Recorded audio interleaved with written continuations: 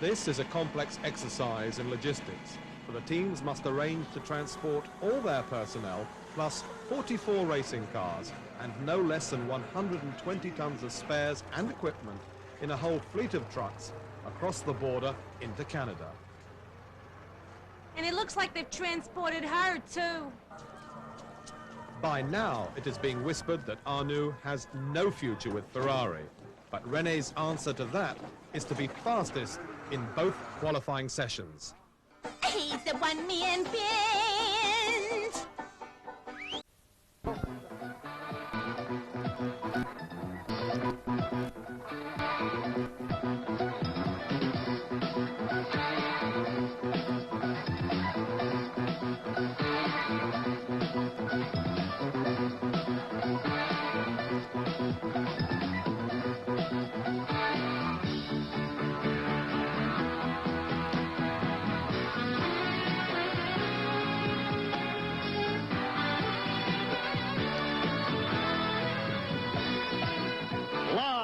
The Gilles Villeneuve Circuit on Ile Notre Dame in Montreal, CBC Sports is proud to present the 1983 Labatt Grand Prix of Canada. And there is a tremendous crowd here this afternoon, probably the largest in the history of this race. Good afternoon, everyone. I'm Brian Williams, along with three-time world champion Jackie Stewart. Jackie, this race here in Montreal in the past has been plagued by bad weather. It's warm and humid this afternoon. There should be no rain, and that should be, with the turbos being so fast, make for an excellent race here today. Oh, I don't think there's any doubt at all, Brian, that we're going to see probably one of the best Labatt Grand Prix of Canada that we've ever seen. The competition is strong. In qualifying, it was a very tight race. The turbocharged engines, as you have correctly said, are certainly leading the field. Out of the first 9 cars, 8 of them are turbocharged cars. The weather today is not ideal for the turbo. It's very warm and it is humid, and they prefer a cold, crisp atmosphere to get the best out of their turbo power. Of course, the racetrack is dry, which is going to allow them to transmit their power efficiently to the racetrack itself. However, just a week ago, in fact, at Detroit, we expected the turbocharged car to run away from everybody, but that did not happen. In fact, Michele Alboreto, driving a normally aspirated Ford power unit in the Tyrrell car, simply drove away from everyone at the end of the race and, in fact, successfully won that event. So, therefore, the normally aspirated engine was first, second, and third, no less, in Detroit, Alboreto being the victor, as we said. Now, we, in fact, had an opportunity to speak to Michele Alboreto, a very talented young man, and with him is a man who's working with us today, tremendously experienced from England, works for the BBC, with ITV, one of the leading motoring journalists in Britain, Barry Gill. So let's go down to the pits with Barry Gill and Michele Alboreto. The man who arrives here in Canada with the most recent victory under his belt is, of course, Michele Alboreto, the young Italian Tyrrell driver. First of all, Michele, congratulations on your victory in Detroit. Thank you a lot for my best day in this year.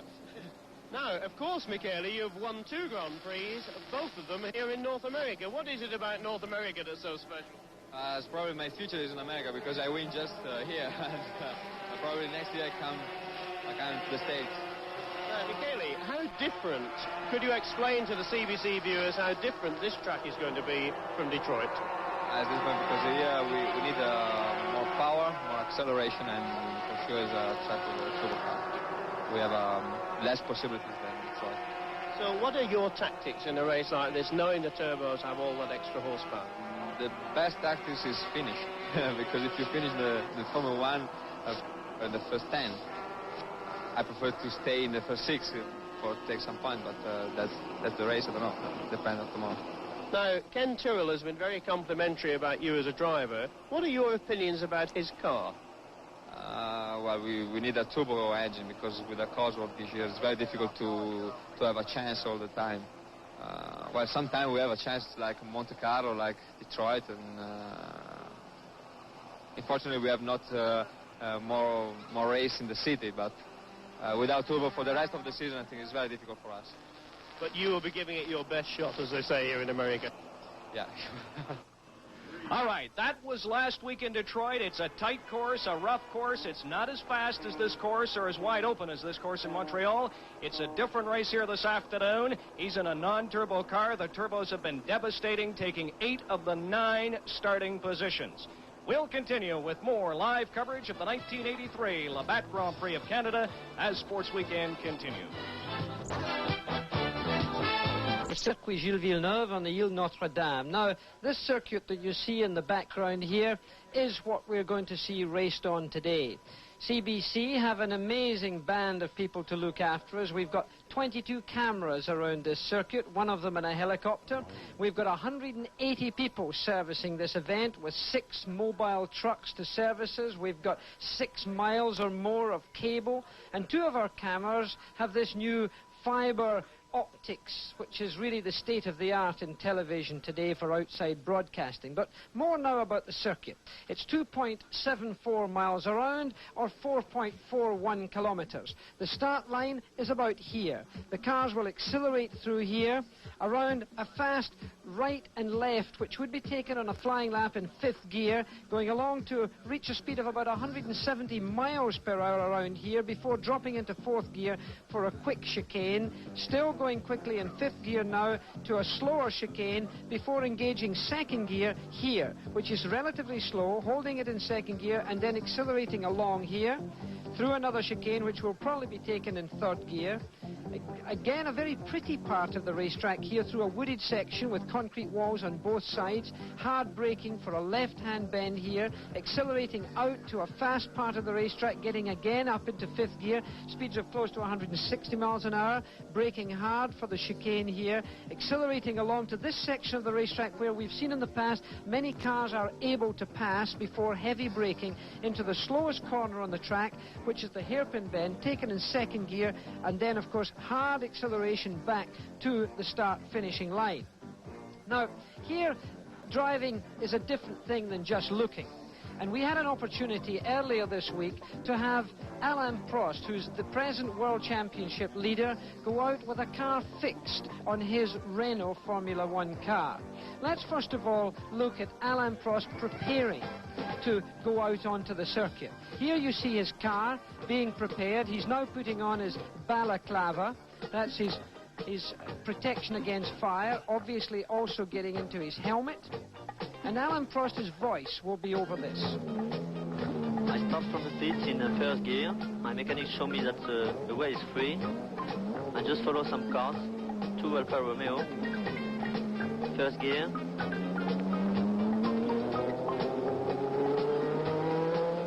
2nd gear, out of the pits. I just take the very, very fast corner, very bumpy. This corner is normally flat in 5th gear, very quick. Straight. It's a good way, it's a good place to look at the mirrors. I brake. Small chicane in 4th gear. Alain Prost, standings by 1 point over Nelson Piquet, will start from the number 2 position on the front row here this afternoon. And right now, Jackie Stewart, for the viewers across the country, let's run down the 26-car grid. All 26 we'll be seeing here today in Montreal. Well, what we're looking at right now is a view of the starting grid, and there's the pole sitter, René Arnoux of France, driving his Ferrari, put a time up of 128.729 miles per hour. You can see his Ferrari there in the bottom of the picture, car number 28. Of course, that was the teammate car to Gilles Villeneuve in past years. The man in 2nd position right now is Alain Prost, who we just did a tour of the circuit with, driving his turbocharged Renault Elf. He posted a time of 128.830 miles per hour, or seconds rather, 1 minute and 28 seconds around there in his Renault. Very competitive and leader in the World Championship. But Nelson Piquet of Brazil, a real threat to all of those drivers, one of the finest drivers in my opinion, certainly one of the best 3 drivers in my opinion in the world at this time. Very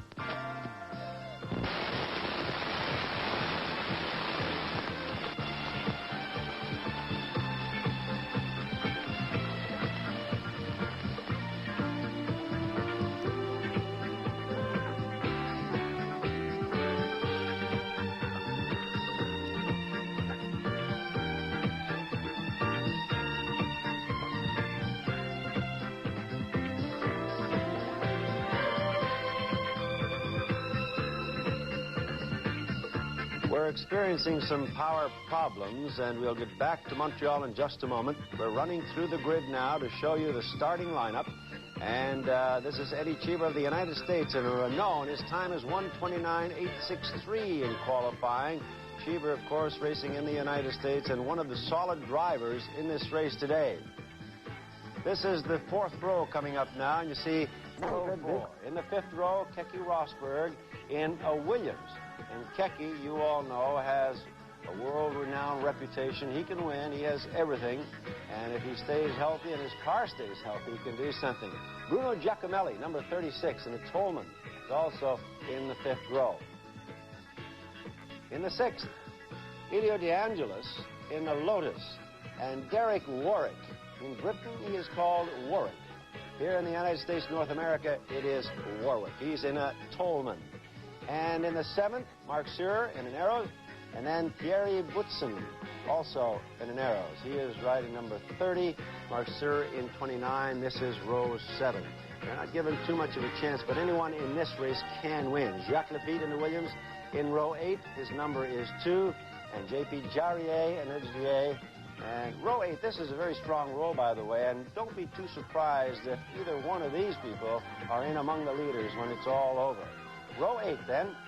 Now to 9, Michele Alboreto, who you heard interviewed just before we got underway in a Tyrrell, and then the great Niki Lauda, who was burned badly in an auto accident but came back to race again in a McLaren, and he is always considered a contender. Niki Lauda, one of the best in the world today. That is row 9. The 10th has John Watson in a McLaren. Watson can win. Car is very solid. And Roberto Guerrero in car number 33, side by side with Watson in row 10. He's in Theodore. 11, Danny Sullivan. Seems to be a favorite among the crowd. Seems to, well, draw crowds wherever he goes. In the Tyrrell. Danny Sullivan. Nigel Mansell in the Lotus is carrying number 12 on his car. Then, row 12, Johnny Cicotto in a Theodore. And Raoul Bossel in Ligier. And he's running number 26. And 34. Thank you very much, Ernie. And once again, good afternoon, everyone. Brian Williams, along with Jackie Stewart, here at the Ile Notre Dame Island in Montreal, the Gilles Villeneuve circuit. Let's explain what happened. Ernie talked about the power failure, Jackie. We first came to the track about 5 hours ago. That was this morning. There was a massive power failure in this area of Montreal. It knocked out all the power in the track. They got things going. We got on the air about 1 o'clock Eastern time. We were about 12 minutes into the pre-race show. Then bang, it went black. But it was not limited to the CBC facility or any of the broadcast facilities in this area. This race being shown live tonight at 27 countries around the world. Well, certainly there was a lot of trouble with the electricity going wrong, because it wasn't just a question of television, it was a question also for security. And there's a communication system, of course, that goes round a track of this kind. And when such a communication system goes wrong, it's a question of the medical facilities, it's a question of everything else. So gladly all of that has now been restored with great efficiency. We've got world feedback, which means that this television show produced here by CBC will be going to about 130 million people around the world. Now, more for motor racing, however, and down on the pits, our colleague Barry Gill. Well, I'm here on a grid which, of course, should have been very empty now. In fact, we should have been 35 minutes into the race. And this man, René Arnoux, who has been sunbathing here for the past half hour, now redressing, ready for the race. I have asked him what this has done to him. He's quite calm about it. It hasn't affected him, hasn't affected the tension at all. But he is quite cool. And I must tell you that this isn't the only drama we've had today. In fact, in the half-hour warm-up this morning, we had more dramas than we had over the whole of practice. And Arnoux, the man in pole, had an engine problem. Ricciardo Patrese blew an engine. Mansell had to change an engine. Giacomelli broke a bell housing. So the mechanics have been the heroes today, really working hard. And now let's stop talking for the national anthem.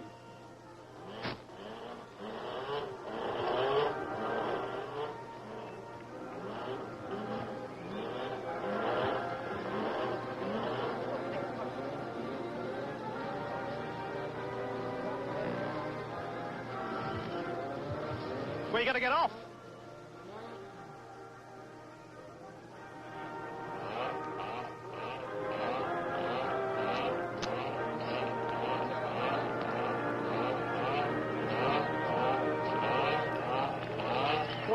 you're looking down on the starting grid now. The grid has been cleared. Barry has been moved away in the interests of not being run over. The race cars, as you can see, that's Eddie Cheever driving the car number 16, the Renault car. Turbocharged car. As we look down high from our grandstand position here, looking in reverse down the racetrack, the Tag Williams team there shielding their driver from the sun with their umbrella. The lineup for this Grand Prix quite extraordinary, in that the front row of the grid, as we said before we had lost power, is René Arnoux and Alan Prost. Then we have Nelson Piquet and Patrick Tambay on the second row of the grid, with Riccardo Patrese and Eddie Cheever on the third row. Fourth row being made up by Manfred Winkelhock and Andrea De Cesare from Italy. And then the first non-turbo car is Keke Rosberg in 9th fastest position, with Bruno Giacomelli and the Candy Tolman. And that's 1 minute to go is being signaled. Start up your engine. Sid Olin, of the president of Labatt's, waving the flag there to advise the drivers they can now start their engines. The grid is now being cleared, Brian. Well, I think my microphone is now working. Jackie Stewart, we finally got power back here in Montreal during our brief scene set there. My microphone still was not connected. We are indeed ready to go. The question now, Jackie, is what effect will this have on the drivers? They've had the cars turned off, so I don't think there's going to be a real problem. Although the sun is now out, the clouds have moved on. It's very hot. That could affect the turbos. They tend to run hot. And 8 of the top 9 are turbos. But what about the drivers? They were sitting out there in that hot sun. Finally, after about 20 minutes, decided to move on inside. Well, Sid Olin there, you can see waving the green flag. This is not the start of the race. This is the pace lap. The drivers will now go around and warm up their tires, transmission, and everything else in preparation for the proper start. Now, the drivers themselves, Brian, you asked a question. They keep fairly calm, cool, and collected in circumstances such as this. Canada's not the only race that's ever had to be delayed at the start. The drivers learn to have a countdown in their own mind so that they don't get super sensitive to change such as we've just had to have here, of course, because of this electricity cut, which, of course, I'd like to just again clarify had nothing to do with the race organization or CBC. This is a problem of Montreal getting the power out to the island here. The cars are now, as you can see, weaving a little bit. You can see several of the cars moving back and forward on the racetrack. They're getting their tire temperatures pumped up so that the tire is at its best working condition. They will also be pressing the brake pedal a little bit with their left foot to get the brake pads and disc warmed up. And you can see the enormous crowd. I think it's the biggest crowd I've ever seen at any motor race in Canada. Very impressive indeed. Certainly a bigger crowd than Montreal has ever seen before. I think bigger than Toronto has ever seen. And there you see the candy till there of Michele Alboreto, the man who won in Detroit last weekend. The rest of the field filing through. Very interesting point. I don't know if Barry Gill touched on it. I had no power to hear him, but René Arnoux, who is starting from the pole position in the number 28 Ferrari, had to start with a new engine today. He dropped all kinds of oil in the untimed practice run this morning. That is going to be very interesting. Well, it is not a good thing to start with a brand new engine, and he starts from the pole position. Incidentally, on the pole position is written car number 27 in memory of Gilles Villeneuve, although it is 28, and of course will be starting from that spot. Running through the grid very quickly. Derek Warwick is in the 6th row of the grid along with Elliot De Angelis. Then there's Jacques Lafitte in the Tag Williams with Mark Schurer alongside him in the 7th row. Terry Boutsen of Belgium in the Arrows team on the 8th row along with Jean-Pierre Jarier. Then Alboreto way back in the 9th row, joining with him Nigel Mansell in the Ford engine Lotus. Then Nicky Lauda with John Watson teammates way back in the 10th row there. Guerrero of Colombia and Sullivan on the 11th row. Chicotto from Venezuela, world champion motorcyclist with Bussell of Brazil on the 12th row. And finally, the Ocello of Fabi, and finally Baldi with the Alfa Romeo taking up the end with a very high temperature here in Montreal. You're not kidding. They tell us it is now 48 degrees Celsius on the track. No. It is very, very hot on the track, very humid here. 28, I think it might be. Yes. 28, 28 degrees Celsius, certainly. So now the cars are stopped. Now we have to have a look here when all of the cars have come under starters' orders and they've all stopped. You see in the top right-hand corner of your picture the traffic lights there. When red comes on, it means they will have 10 seconds. Within that 10 seconds, not necessarily 10 seconds before, the green light will be shown, and then the race will be underway. The flashing lights at the back are the medical and emergency cars for the first lap in case of an accident. The driver's now waiting for that red light to come on to put them under starters' orders. Jackie Stewart, a very tight, fast corner out of the start here in Montreal, making it much more dangerous than last week in Detroit. This is going to be interesting. And they're off. They're off. They're a clear start there by Arnaud, being seriously threatened by Frost, but Arnaud takes it going in to that first corner. The cars have gone through cleanly so far. Very tight pack, very difficult, very close, could easily be a trouble of an accident, but number 28 has taken it, and it seems to me now that Piquet may have taken second place from Prost. Let's wait and see from our nearest camera here. There was certainly a shuffle on that fast chicane as they went through there. This long snake of cars you can see getting to the slower part of the racetrack. Two drivers, number 29, that is Mark Zurrer in the Arrows, and number 25, Jarier, both slow in starting from the grid. They had some problems, but they're out on the track now. So all 26 cars are on the track in this first lap. There you see the midfield going through there. We'll have to get up and see who's leading this race sooner or later. At the present time, we're looking at the midsection. You see one of the Renaults passing there. So there the Ferrari leads. Nelson Piquet seems to be in second place there in car number 5, the blue and white Brabham BMW, as they come into one of the faster sections. So it's Arnaud. Then Prost is in third position. Patrese in fourth position. Camby in fifth position. Cheevers in sixth position. There you see the red Ferrari car number 28, René Arnaud of France, the man in pole position. Nelson Piquet has passed Alain Prost to take over second position, as said. Prost in the yellow car is third. Patrese in the Brabham fourth. Camby fifth. Cheevers sixth. And get to the end of this first lap. And there's a clean run for the first lap. No little confidence, no little trouble. Back by the start-finish line comes number 28, René Arnaud, followed by the defending champion, Nelson Piquet from Brazil, who started in the number 3 position. Piquet has moved ahead of Prost.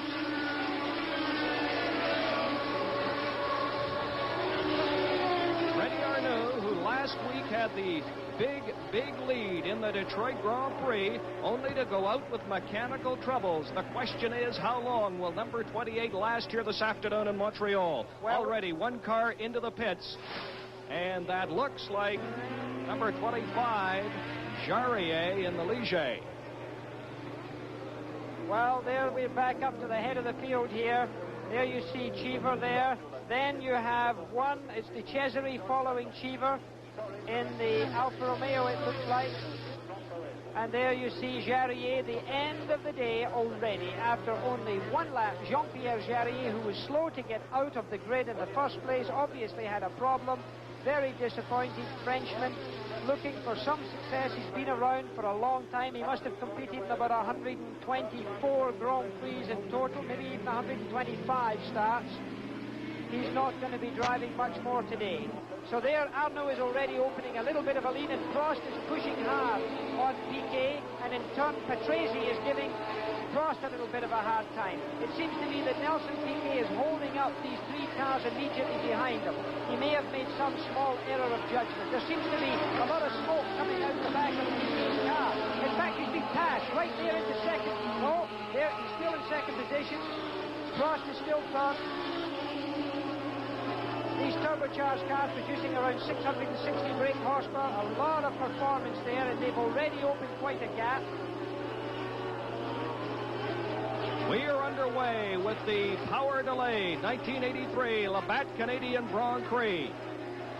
And there's Mark Surer of Switzerland in the Arrows car. He hasn't got out of his car. He's still got his seatbelt fixed up there. He's in radio communication with his team manager. He's been talked to into a headset in his helmet. That's what that cable is. The team manager on the left-hand side with the white shirt there, Alan Rees, one of the co-owners of this team, discussing what is going wrong with him. He's pulling the switch out. Is he going to go back and rejoin the race, or does that mean that there's nothing else to be said? You can see a cooling duct, incidentally, coming into the side of the cockpit there to try and give him more cooling as we get back out onto the racetrack. Very interesting that Mark Sirr, who ran so well this year in Monaco, had troubles in Monaco, mechanical problems. He's out here early right now. Let's go down to the pits at Barry Gill. Well, already 3 cars in our pit. Jean-Pierre Jarier, we're not sure of his problem, but think it was because of that long weight jacket. Mark Sirr, an unidentified clutch problem, and also Elio De Angelis. So that power cut has certainly taken toll of this race already. Back to you, Brian and Jackie. Well, there's Nelson Piquet you're looking at right now, trying pretty hard. You can see that Arnaud in the red Ferrari has already taken a useful cushion. Piquet following very closely with Prost in the yellow and white car, pushing him quite hard. That's the Brabham BMW, the Renault Turbo. And then following behind him, you've got another Brabham BMW of Riccardo Patrese, the young Italian. Very fiery driver. That's Piquet there from Brazil, past world champion, past victor here in Montreal. He's holding second position, and that's Patrese, that shot. There you see the pressure.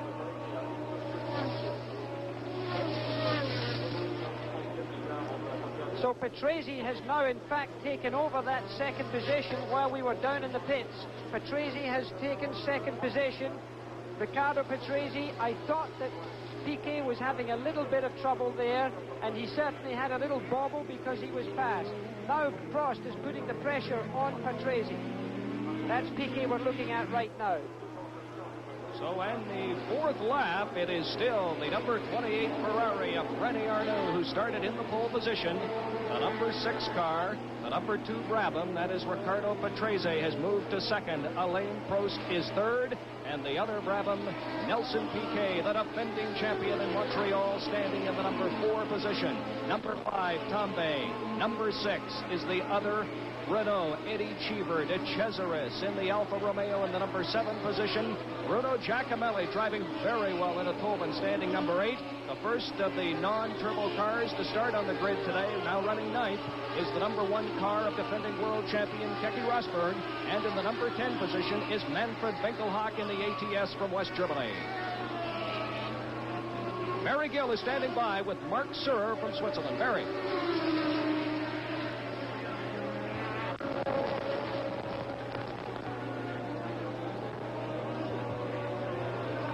Well, we have Mark Sirr here, one of the first casualties. Brilliant Swiss drive, done so well this season. Mark, what happened to you? On the start, right on the start, the differential broke. And so I moved on the grass to make sure, avoid any accidents. And so far we was lucky, but a similar thing has happened in Spa. I don't know what's wrong with our gearbox. It's nothing to do with the long delay, Mark. No, can't. It's a mechanical failure, which is just material, I reckon. Mark, better luck next time. The latest news from the pits, the problem with the Angelis was the turbine. Jean-Pierre Jarier, the gearbox. Back to you, Jackie and Brian. Well, more tough luck for Mark Sirr, who we talked about earlier, ran so well in Monaco this year, only to be knocked out by Warwick. You see the hairpin before the start-finish here in the Villeneuve circuit on Ile Notre Dame. René Arnoux continuing to lead Patrese by just under 2 seconds. Alain Prost, and behind him Nelson Piquet, Patrick Tambay. Piquet has now passed Prost. Yes, he's managed to slip past. I suspect what's happened there is that Prost must have made a slight error of judgment. You know, when you've got that much power, Brian, it can be to your advantage, but if you make an error, the cars immediately behind you with a similar degree of power can certainly take advantage of you. Now, what we have so far omitted to tell you, that we will certainly see pit stops in this Labatt Grand Prix of Canada. I'm sure that's going to be one of the most exciting elements that we're going to see here today. It looks like by about laps 30, we're going to see cars coming in for fuel. And certainly most of the cars will be doing it. All of the leading cars will be experiencing that sort of trouble. Well, as a matter of fact, the leader, René Arnoux, as we look at his teammate, number 27 in the other Ferrari, Patrick Tambay, René Arnoux is scheduled to come in for a pit stop in 30 laps on lap 35. So now, after 5 laps, it is Arnoux in the Ferrari in first place, followed by the Brabhams of Patrese and Piquet, and the Renault of world champion points leader Alain Prost. Vierungen, zweiter also Patrese, dritter Piquet, vierter Prost, fünfter Taumbe und sechster Chiva. Dann siebenter De Cesaris, achter Rosberg, neunter Winkelhock, zehnter Lafitte, elfter Giacomelli, zwölfter Bautzen, 13. Warwick, 14. Lauda, 15. Watson, 16. Menzel, 17. Alboreto, 18. Guerrero, 19. Sullivan. Michele Alboreto, der Sieger von Detroit, liegt also weit zurück, 17. Platz, 30 Sekunden Rückstand, verliert in jeder Runde 6 Sekunden auf den führenden Arnoux. De Cesaris im Kampf mit Rosberg, De Cesaris 7., Rosberg 8. De Cesaris hatte große Probleme im Training. Freitag eine Motorexplosion, 2 Kurven vor den Boxen und in der Box dann hat der Wagen Feuer gefangen. Der andere Alpha hatte bereits einen Defekt an der Einspritzung. Und im Abschlusstraining gestern die permanenten Getriebeschwierigkeiten des Alpha Turbo. Es ist der Boxenstopp von Nigel Mansell, der zweite Lotusfahrer in der Box. Brakes, Bremsen. Nigel Mansell lag nicht unter den ersten 18.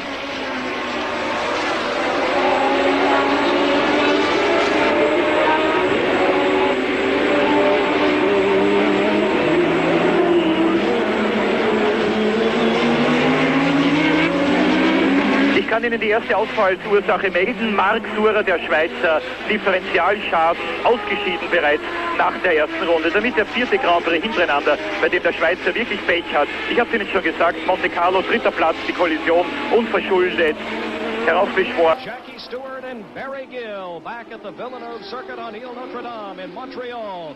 Number 27 is the Ferrari of Patrick Tambay. Tambay right now running in 5th place. The leader is his Ferrari teammate René Arnoux, number 22, De Cesaris, and number 1, the defending world champion in the normally aspirated Ford engine Williams car, that is Keke Rosberg. Well, Keke Rosberg now is attempting to get past De Cesaris there because he, of course, is riding with a lighter car. The turbocharged Alfa Romeo there is a heavier car to handle. It could be he's going to do him under braking under here. He's not been able to do it. De Cesaris has fended him off. Keke Rosberg has already gained himself 1 position. He passed Manfred Winkelhock, which gets him up into 8th position. He did start in 9th position. Is another effort to get... Look how he's crowned. And there's your, after 7 laps standing, Arnoux, Patrese, Piquet, Prost, Tambay and Cheever. All turbocharged cars in the first 6. Now, it's a question of Rosberg trying to hound De Cesaris into making an error of judgment. Rosberg's got a lot more experience than De Cesaris.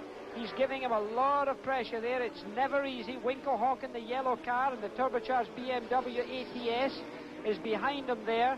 That's De Cesaris, young driver who's had an amazing number of accidents in his career. He's reputed to have crashed 18 cars in 1 season, writing them all off. Now you can see how heavily the pressure lays on him. And Jacques Lafitte, and here he goes trying to get a no. Still not enough power to get through under braking.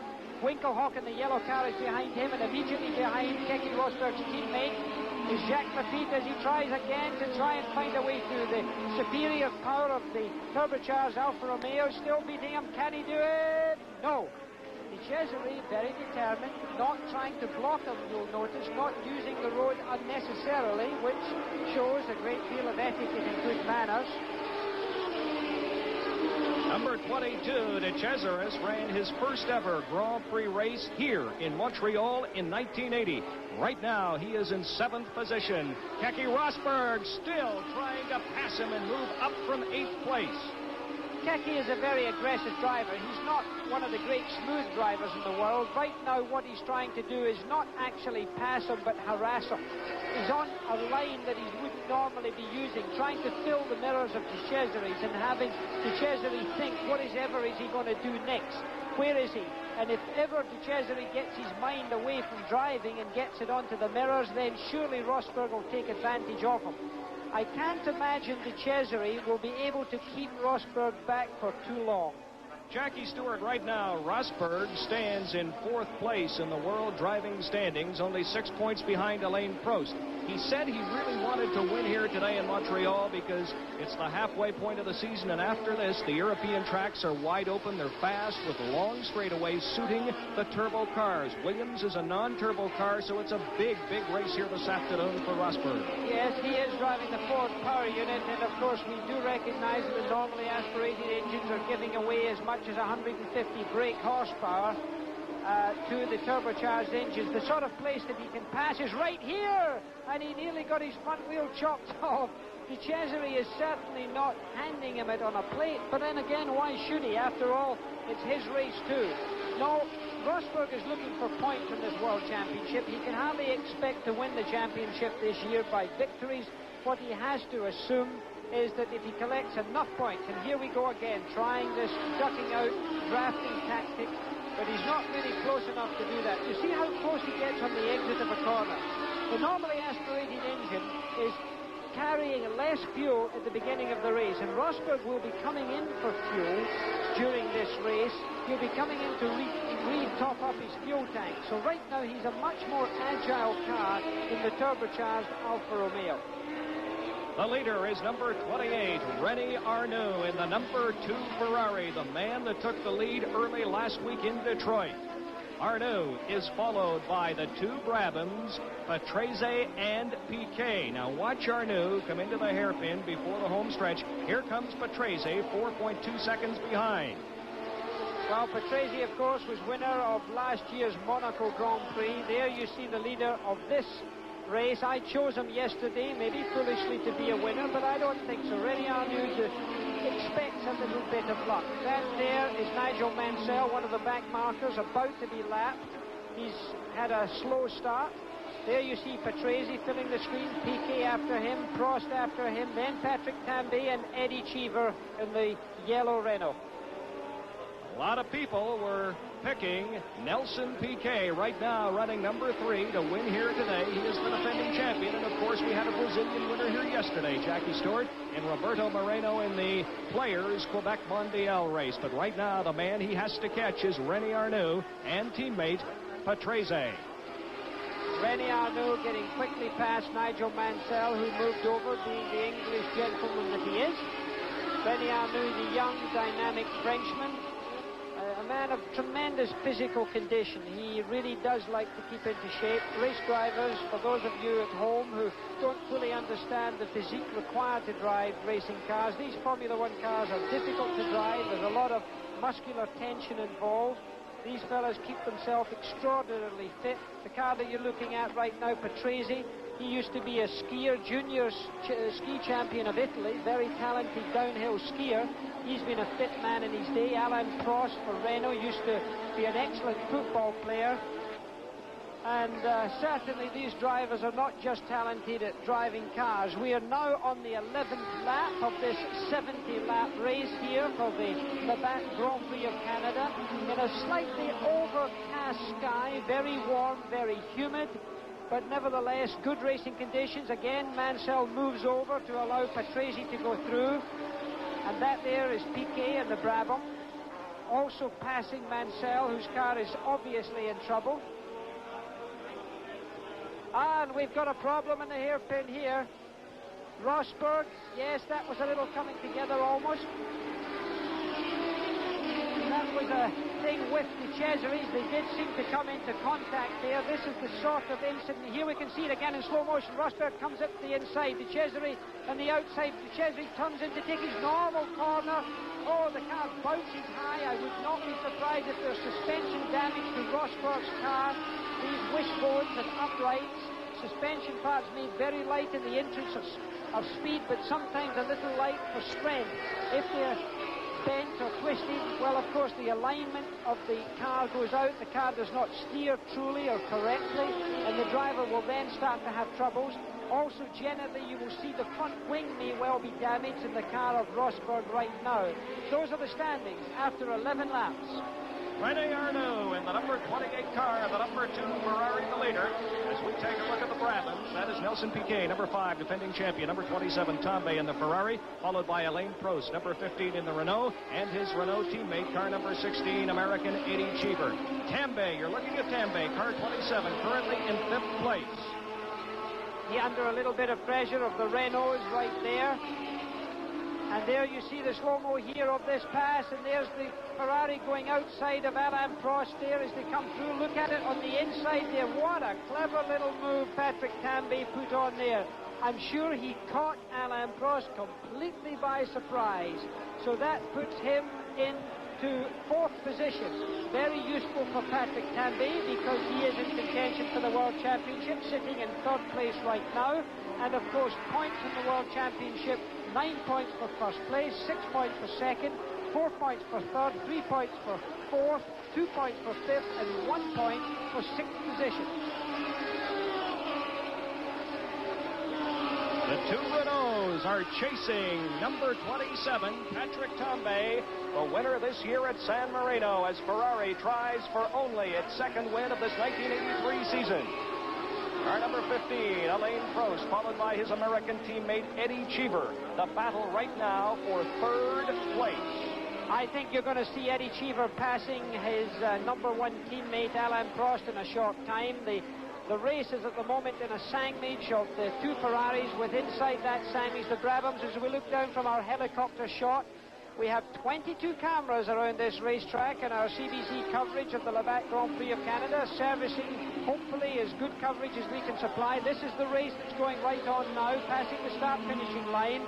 Alain Prost in the lead 15 car, and remember it was him who took us round the racetrack in his race car earlier on today. If you're tuned in, and Cheever trying to overtake on the inside, doesn't make it. Monsieur Prost said, "Not this time, young man."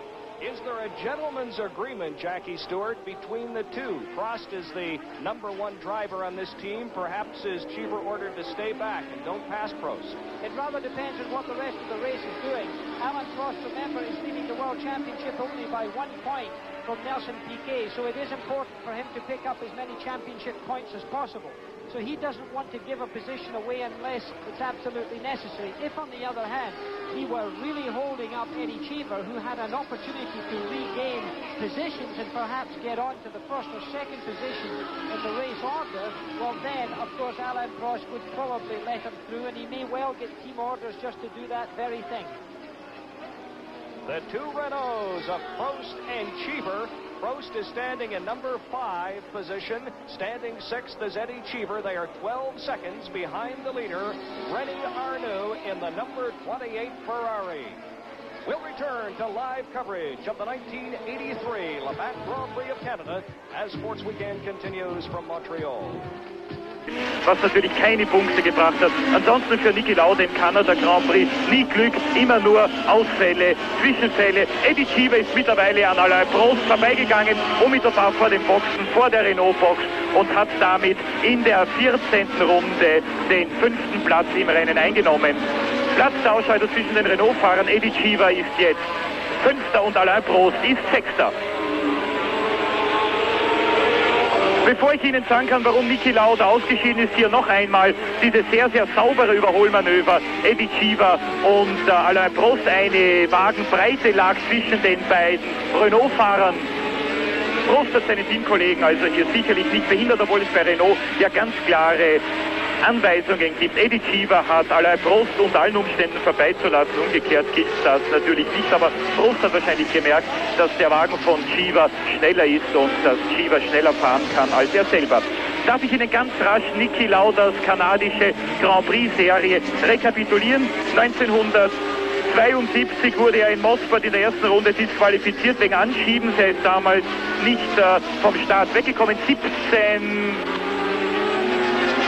Hundertstel sind zwischen Cheever und Prost. Lauda also 1972 in Mosport disqualifiziert wegen fremder Hilfe, angeschoben am Start. Er hat damals so viel Schmutz in den Gasschieber bekommen, dass er also unmöglich weiterfahren hätte können. 1973 eine Sternstunde. We have Eddie Cheever in 5th position, Alain Prost in 6th position. In that car number 27, you see the 4th position man, and that was Patrick Canby. Here he is again, keeping the number 27, which was that, of course, carried by the late Gilles Villeneuve, very much to the fore here in Canada. So Ferraris right now are running 1st and 4th. Arnoux, the leader. Tambay is 4th. Tambay number 27. And he is chasing the two Brabhams. Defending champion Nelson Piquet 3rd. Ricardo Patrese standing 2nd. Although he's 2nd, he's a full 9 seconds behind Arnoux. Now, this is a real good battle that we're seeing going on here. Andrea Di Cesare there is in the white car. That's Winkelhock there in the 9 car. He's been followed by that car, Di Cesare, and there are the two Williams cars of Lafitte and Rosberg, really hounding him because of that little shuffle that we had at the hairpin that we saw a little while ago. That was what was happening. There's Rosberg in the leading Williams car there. The first of the white cars in your picture is Keke Rosberg, the leading world champion from Finland, closely followed by the other white car of Jacques Lafitte. These are the Tag Williams cars, but really the person they're hounding is Andrea Di Cesare, and of course, keep in mind that Rosberg already has been in contact with Di Cesare at the slow-moving hairpin, seems not to have damaged his car badly enough to truly affect the handling. Even the front wing doesn't seem to be affected, so he was rather lucky. This is quite a battle going on. It's quite far down. In fact, it's for 7th, 8th, 9th, and 10th position. And here we have problems for Nelson Piquet. He's got a trouble. He's slowly coming to a stop. He's coming into the pits. The man that Barry Gill chose to win this race, sadly, it looks like his day may be over. The Brabham BMW of Nelson Piquet of Brazil, car number 5, coming into the pits. This is not a routine fuel stop. He may, however, take the opportunity of filling up with fuel while he's in there. It would be wrong not to take advantage. While the going is good, no, they're not doing that. They're not changing wheels. They're doing some adjustment. They had a ruler out there, one of these metal rulers out there. There's a lot of people, enough around there to eat the car, never mind repair it. They're very busy. While out on the racetrack, incidentally, Keke Rosberg has slipped past Di Cesare in the Alfa Romeo, the battle we were looking at. But look, Nelson Piquet is climbing out of his race car.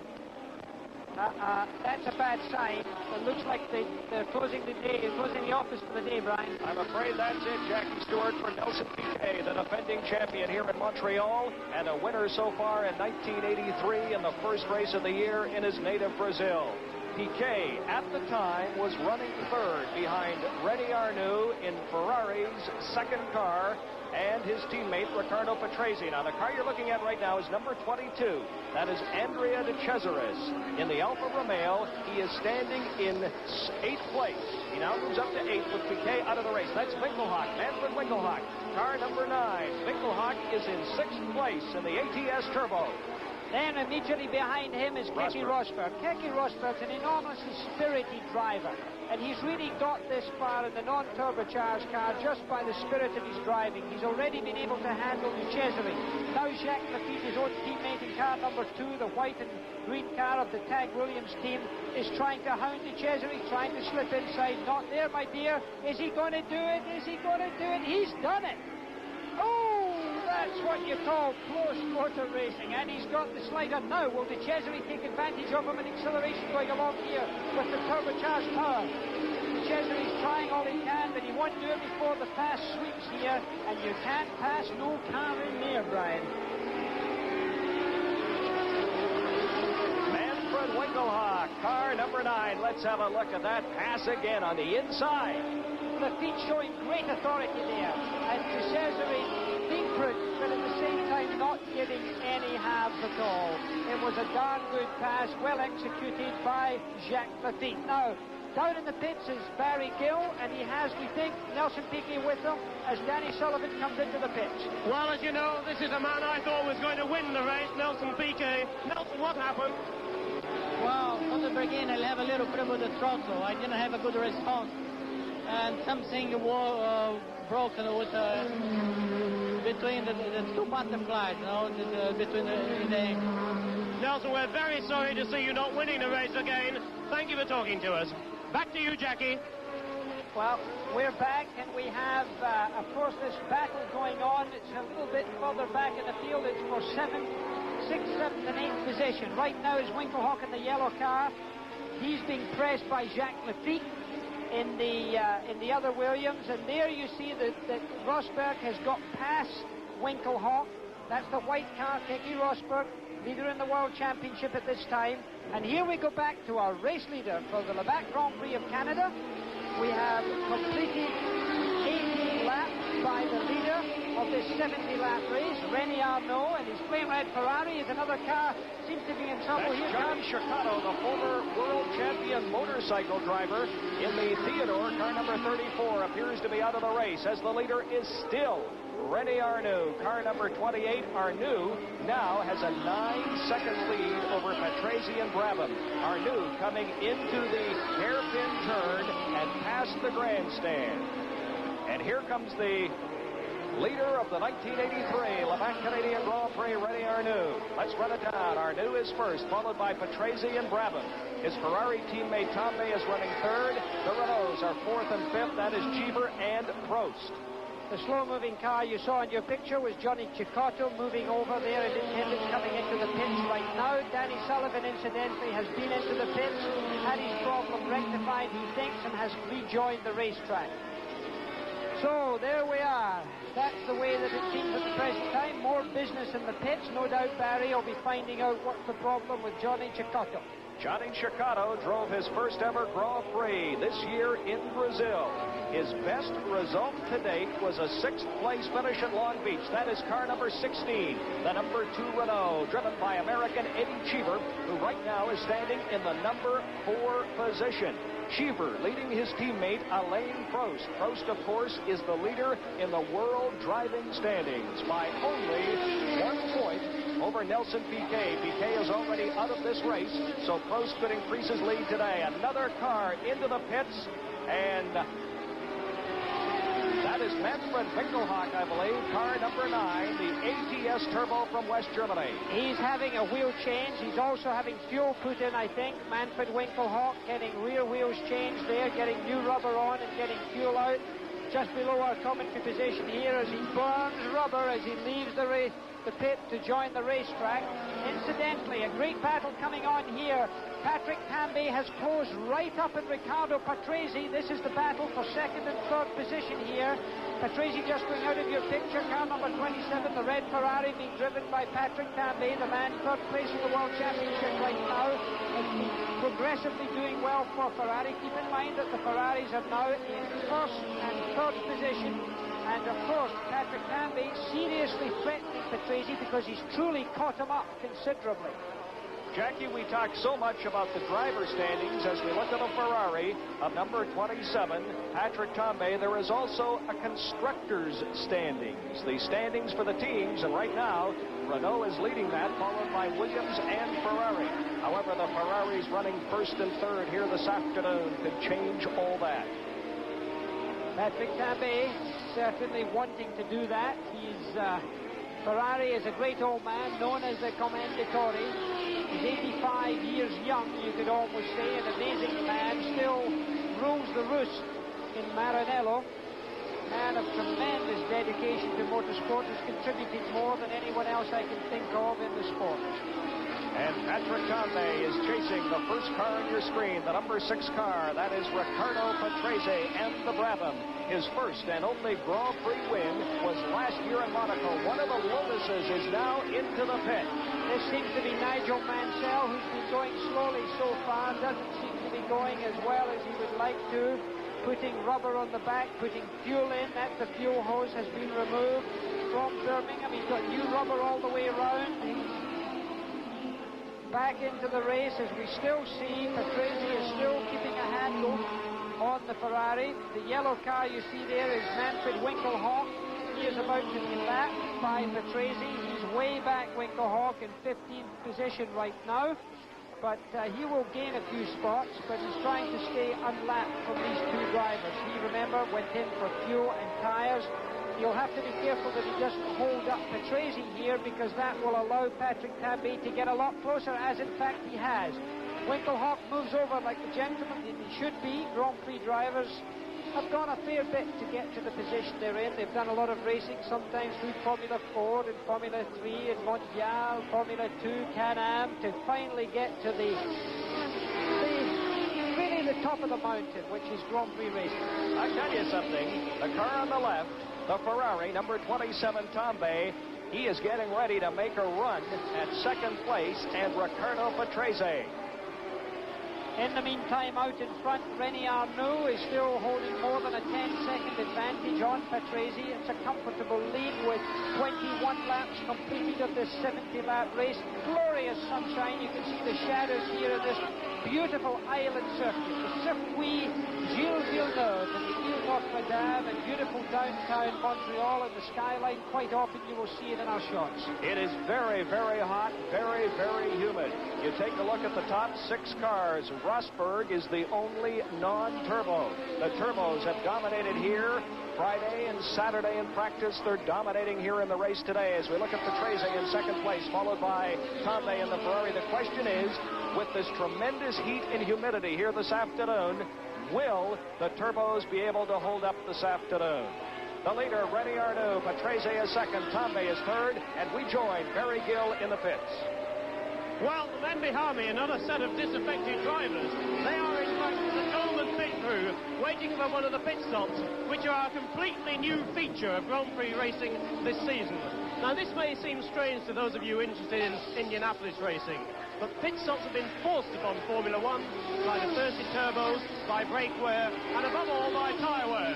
So, as Jack has explained, the men out on that grid now, out on the track now, are trying to build up a sufficient lead so they can come in. They've only got a half tank of fuel, specially soft tyres, so they can refill and change their tyres, and their target for that is just 15 seconds. In about 5 laps' time, there'll be more action here in pit lane than out there on the track. Back to you, Jackie. Well, Barry, thank you very much. Back on the racetrack, you see the ATS car of Manfred Winkelhock. It's sitting himself quite far down in 15th position. While we're looking at these cars, let us quickly run through the order after 21 laps at the moment. We are now on the 23rd lap in the race, but let me refer back. Covering 22 laps, let me read them to you. René Arnoux is first. Patrese is second. Tambe is third. Cheever is fourth. Prost is fifth. Sixth is Keke Rosberg. Seventh is Jacques Lafitte. Eighth is De Cesare in the Alfa Romeo. Ninth is John Watson, just given the MBE by Her Majesty the Queen yesterday. It was announced. Derek Warwick is 10th. 11th is Terry Boutsen in the Arrows. 12th is Giacomelli in the Tolman. 13th is Alboreto, and keep in mind Alboreto will not be coming in for fuel, they tell us. He's back in 13th position, the winner of the Detroit Grand Prix. 14th is Guerrero. 15th Winkelhock. 16th Bosel from Brazil. 17th Mauro Baldi.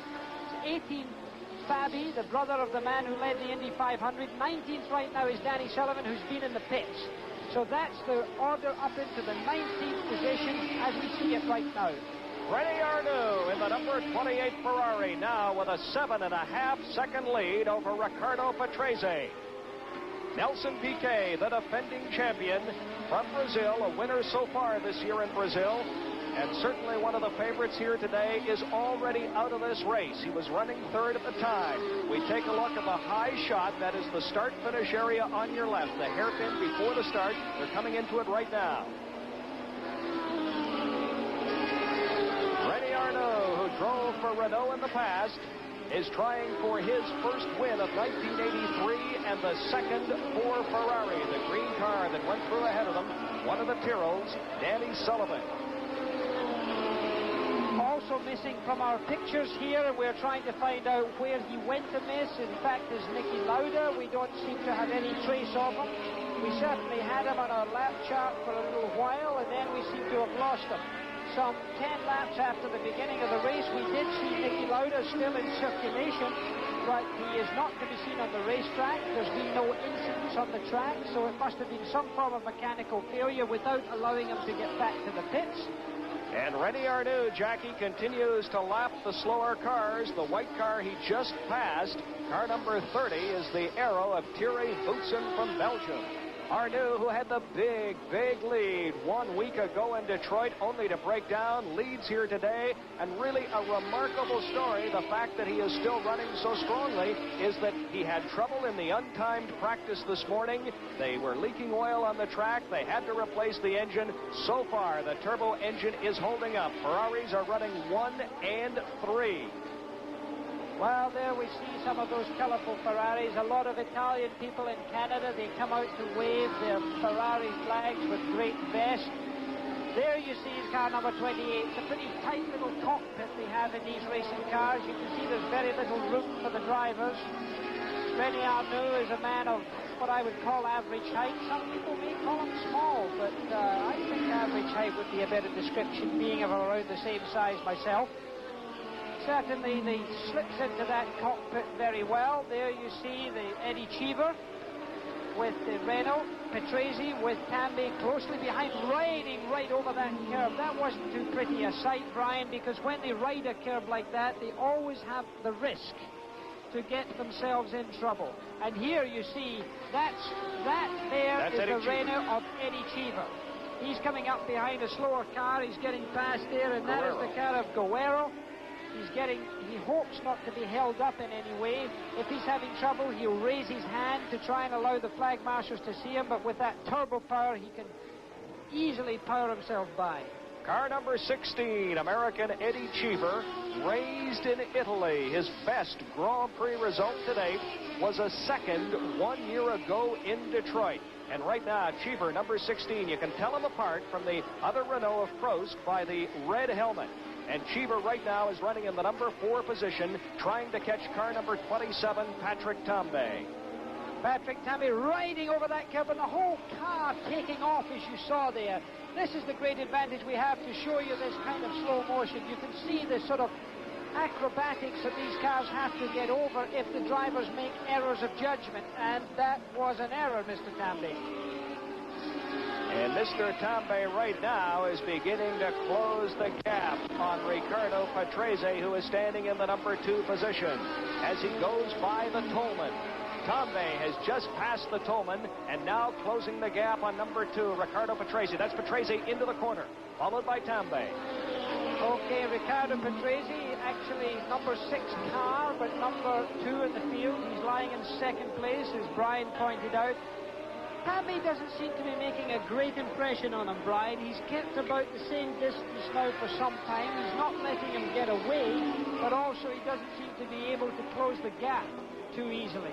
Keep in mind that before too long, we're going to see some pit stops coming in. I would say within the next 10 laps, you're going to see quite a deluge of pit stops, and the Ferraris and the Brabhams will probably be amongst those. Going to be very interesting, Jackie. We're through now 27 laps. The leader, Arnoux, is scheduled to come in on lap 35, and his teammate Tambay, who is running second, is scheduled to come in on lap 33. Patrese should come in shortly after. We'll continue with live coverage of the 1983 Labatt Grand Prix of Canada from Montreal.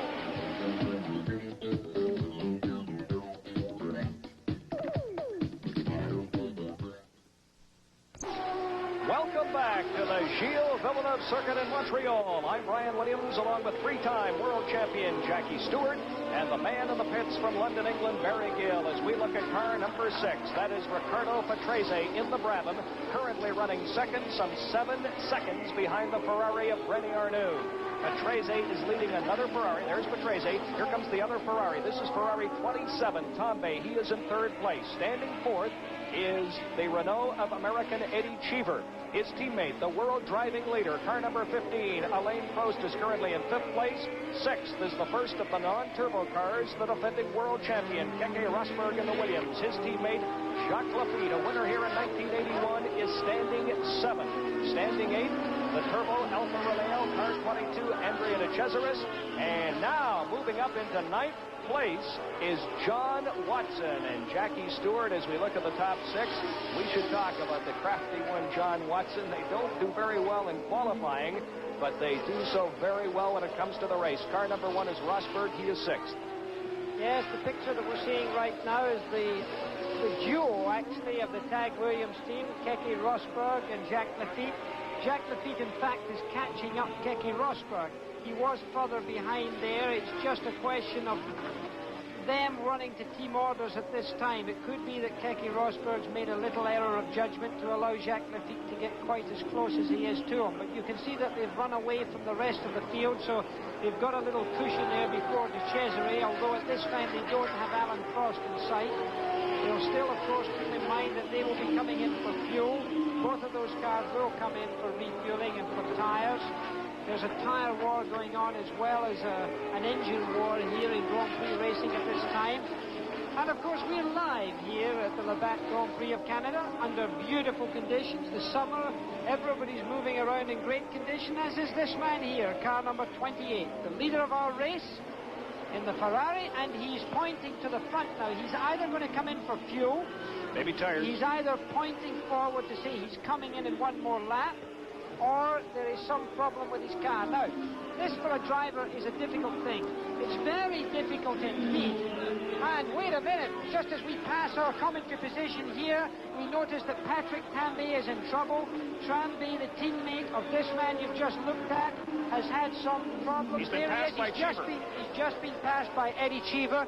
He went past our commentary position going rather slowly. He may have missed a gear and therefore not allowed himself to get sorted out clearly. So the position now would be, after they pass the finishing line here, is that they have changed, with third place now being held by Eddie Cheever and fourth being held by Patrick Tambay. American Eddie Cheever, the yellow car, number 16, is now running third. His teammate, Alain Prost, is in the number 5 position. And the pit stops become so very, very crucial at this point. Cheever will probably come in within the next 5 or 6 laps.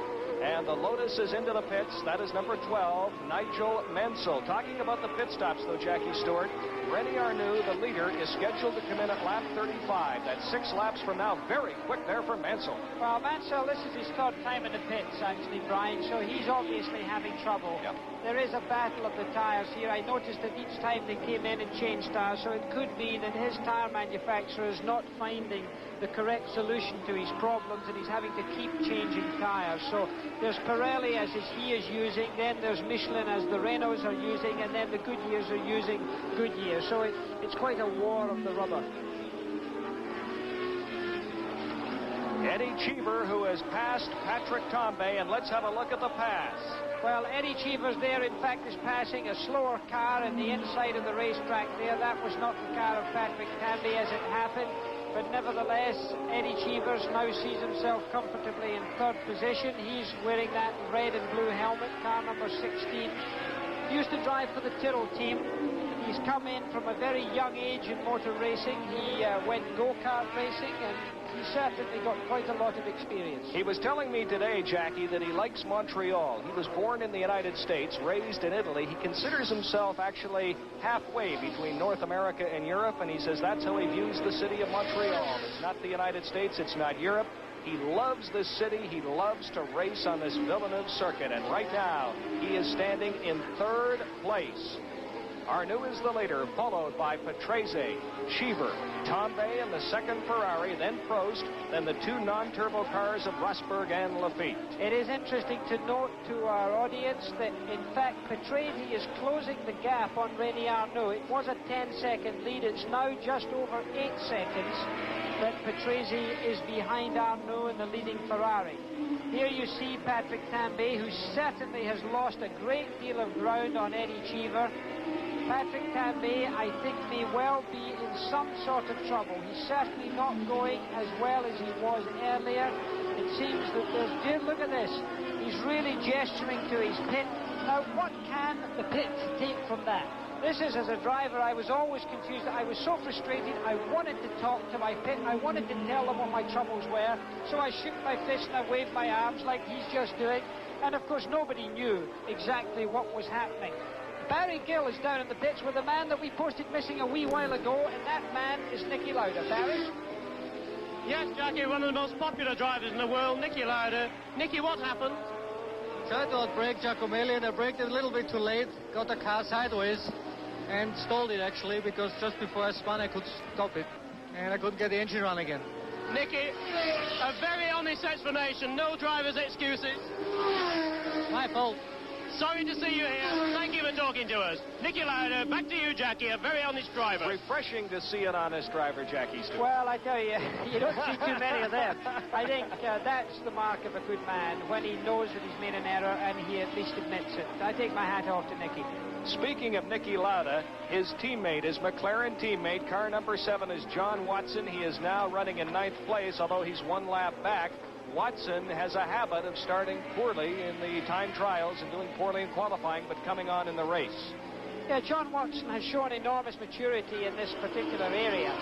Whereas you see her live from Montreal, John Watson has won races incredibly often under those circumstances, and it's quite amazing to me that in fact he can expect to do as well as he does from right back at the end of the grid. In Long Beach this year, he started in 23rd position and went on to win the race, which is pretty much a record. I once started in 17th position, but won the race on one occasion. There he is, right here. Car number 7, John Watson on the right. The second car, almost identical coloring, is De Cesaris. He has a black tail wing. That's how you tell them apart. Watson has gone ahead of De Cesaris, and Watson has now moved into 8th place. Car number 7, John Watson, has moved into 8th place. The top 6, Arnoux, Patrese, Cheever, Tambay, Prost, the world driving leader, and the first of the non-turbos, Keke Rosberg. We're now approaching lap 33. On lap 33, Tambay, who is running 3rd, is scheduled to come in for a pit stop. This is Patrese. Patrese is running 2nd right now. There's John Watson, number 7. Watson standing in 7th or 8th place at this time. But again, the pit stops are going to be the story. Arnoux and Tambay both scheduled to come in very quickly, as is Keke Rosberg. Well, Watson's about to be lapped, in fact, by Patrese. This shows the furious pace that we're involved in here. As we look at John Watson there being stopped, car number 7, the red and white car being stopped by Riccardo Patrese. Car number 6 coming into your picture, using that turbo power to accelerate along past the pits. He can't do it before this fast sweeping set of curves here. Not easy, but he will try to do it. He's moving over. Now there is a very gentlemanly move. And we have a pit stop right now. One of the Alfa Romeos have come into the pits. You can see the fuel line out there, and they're changing wheels as Alain Prost comes in. Alain Prost in the pits. We don't have a clock showing here. Now let's go down to Barry Gill in the pits. 9 seconds on my watch. Standing next to Gerard Larousse, watching the car. All 4 tyres on, the fuel in. And according to my watch, that car got away in just 15 seconds. And the man in front of me, Gerard Larousse, must be very proud of his team indeed. That graphic was wrong. That was not Cheever in the pits. That was Alain Prost in car number 15. This is Riccardo Patrese. Patrese is currently running 2nd to the Ferrari of René Arnoux, some 8 seconds behind. And that is Winkelhock, car number 9, the ATS Turbo from West Germany. He looks to be out of this race. He's in trouble. He's going slowly. Yes, he's not going correctly. And here we have one of the Ligiers in the pits right now. That's Vassell, Raul Vassell from Brazil. Vassell there is having a problem with his aerofoil. His front wing is being prepared for some action by the mechanics. They've got enough of them round there again to eat it. They've taken off the front bodywork there to try and straighten out the front wing. He's obviously been in contact with another car. And there you see it. Pit work still goes on. And in this Labatt Canadian Grand Prix of 1983, Patrick Tambay, car number 27, is currently standing in 4th place. Very interesting. The top cars are New, Patrese, Cheever, Tambay, Prost, Rosberg, and Lafitte are on the same lap. The rest of them are a lap behind. Keep in mind that Alain Prost has been in the pits. He's quite a long way back now, but he did not lose a lap on anybody, and he has already refueled and retired. So now the man that he is chasing is this man that you're looking at right now, car number 27, Patrick Tambay, who will unquestionably be entering the pits in a certain length of time that we are this time are not sure of exactly. We've now reached the halfway mark almost on this 70-lap race. The cars are on their 34th lap. As we see car number 2, Jacques Lafitte, coming into the Tag Williams pit. The mechanics dressed in flame-proof overalls with crash helmets on, just in case fire takes place. You can see a spare aerofoil there being held in place. Now, it's a question, off he goes, and we don't have a watch on that one. Perhaps Barry Gill's keeping an eye on those things for us. But he certainly was a slick stop. But remember, it's not just the time that they take to change those wheels and tyres. And it looks like a Ferrari's in there. Arnoux. That's the leader. He's in. And he's got away. Ooh, he got a little wild stop. Slow start there, engaging the right gear, leaving the pit lane at great speed under our commentary position. So now the lead goes over to Riccardo Patrese, who will have inherited that lead while the leader was in there. Patrese is yet to make his pit stop, though. Tambay and Prost have now completed their pit stops. So it is Patrese, the leader, in second place. The Renault of American Eddie Cheever. Arnoux has dropped down with the pit stop. There's Patrick Tambay. Patrick Tambay, Ferrari, number 27, standing in fourth place. I think we can expect to see Tambay shortly, since the leading Ferrari has been in the pits. I think Tambay, they will clear the debris away. They will make room for the new car to come in for its stop. Give the mechanics just a moment. And as I was saying earlier, keep an eye. These mechanics are properly garbed. They've got thermal underwear on, flame-proof. And there he is with full tanks and in great shape. He's in great shape because the leader, Patrese, has yet to make his pit stop. Arnoux leading from start right through lap 33 is now running fifth. He will begin to climb back up, car 28 Arnoux, and we have just been flashed word from our director, Jim Marshall, that Eddie Cheever, there he is, car number 16, the number 2 Renault, is into the pits, and Barry Gill is standing by. Barry. And here you see Eddie Cheever, this well-drilled Renault team again. The men on every wheel, all 4 wheels already changed. 8 seconds only, 20 guns of fuel, and he's done it in 12, 13, 14 seconds. Which was only 14 seconds. An outstanding pit stop by the Renault team, and Cheever very definitely back in the race. Back to you, Jackie. Right, as we come back to the leader at this time, which is car number 6, that's the car of Riccardo Patrese, waving the flag for Brabham. The number 1 driver of that team, Nelson Piquet, has already fallen out of the race with mechanical trouble, and that's why you buy 2 good drivers, because if one has trouble, the other is good enough to stand in for you. So, Riccardo Patrese right now in the turbocharged BMW engine, Parmalat Brabham, the car run by Bernie Eccleston, who is the president of the Formula One Constructors Association. That is the organization that provides the Grand-Pri racing around the world. 15 or 16 races each year making up the World Championship, and you see quite a battle going on right there on the racetrack. Patrese going through our shot. There you see Jacques Lafitte with Andrea Di Cesare behind him, and behind that, there he is with the identification of his sponsors well produced on his car, Riccardo Patrese. And as Patrese leads, the number 27 Ferrari is now second. That is Patrick Tambay. René Arnoux, the number 28 Ferrari, now back in the number, let's see, 4 or 5 position. Number 28, Arnoux. There's Tambay. Tambay is now running a strong second to Patrese. However, behind Tambay, I can see the Ferrari of René Arnoux stalking him, and I think you will see him coming into shot from time to time. I saw a flash of him in a previous shot there. That is Tambay. You can always identify him with the blue helmet, car number 27, the red car, of course.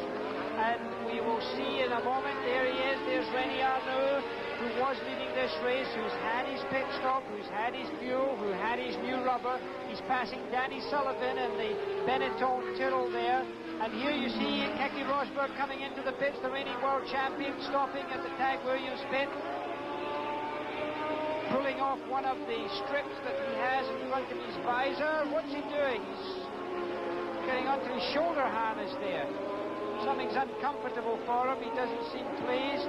And there he goes, a very slick pit stop by the Finnish driver, and his wonderful team led by Frank Williams himself. Car number 28 still out on the racetrack, René Arnoux. He's in 3rd position right now in our lap chart, on lap number 37. Here comes Patrese. Here's our leader coming into the pits. Barry Gill, bring us up to date. Very crucial here. And this is a pit stop that matters. Ricardo Patrese. There are 11 men working on that car. 2 on each wheel. You've seen them leaping up in the air now to show they've finished. And there's 4 straight. Now that was absolutely fantastic. According to our watch, that was something like 12 seconds. And remember that Gordon Murray, the Brabham team boss, actually planned those pit stops. He introduced them, and they've really made them work. Back to you, Jackie.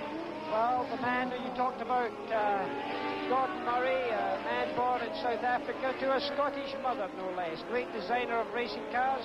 Car number 27 there is Patrick Tambay driving the Ferrari. And he's now the leader, Jackie Stewart. He is the leader on the racetrack. With his Ferrari teammate Arnoux now running second. Patrese, in spite of the pit stop, is third. Running fourth is American Eddie Cheever. And running fifth is the other Renault. That is Alain Prost. Car number 27, Patrick Tambay. Ferrari that won this year at San Marino. And having trouble on the left of the screen is number 2, Jacques Lafitte in the Williams. The Williams was travelling slowly along there. You can see him on the left-hand side of our picture just as we follow Patrick Tambay, the natural leader, but keep in mind Tambay has not been in the pits. Tambay trying to find a way past, and he's found it. One of the Alfa Romeos, he's gone through. Alfa giving away the Cesare's Alfa Romeo, giving him a little leeway there. Jackie, I'm wondering... And here he comes into the pits. Here he comes. I was just going to say, when's he coming in? Because he was scheduled to come in before René Arnoux. They've obviously changed strategy, so with Tambay in the pits, Arnoux goes back into the lead. Man who was a member of the French ski team in 1966, Can-Am champion, keeping cool, calm and collected. The Ferrari mechanics dressed up for their helmets and overalls, racing cars to protect them in the case of fire. He rejoins the race, as René Arnoux will now be on the leaderboard, will be leading the race, will be Arnoux, car number 28. So he's got himself back to status quo, really. That's what he set out to do.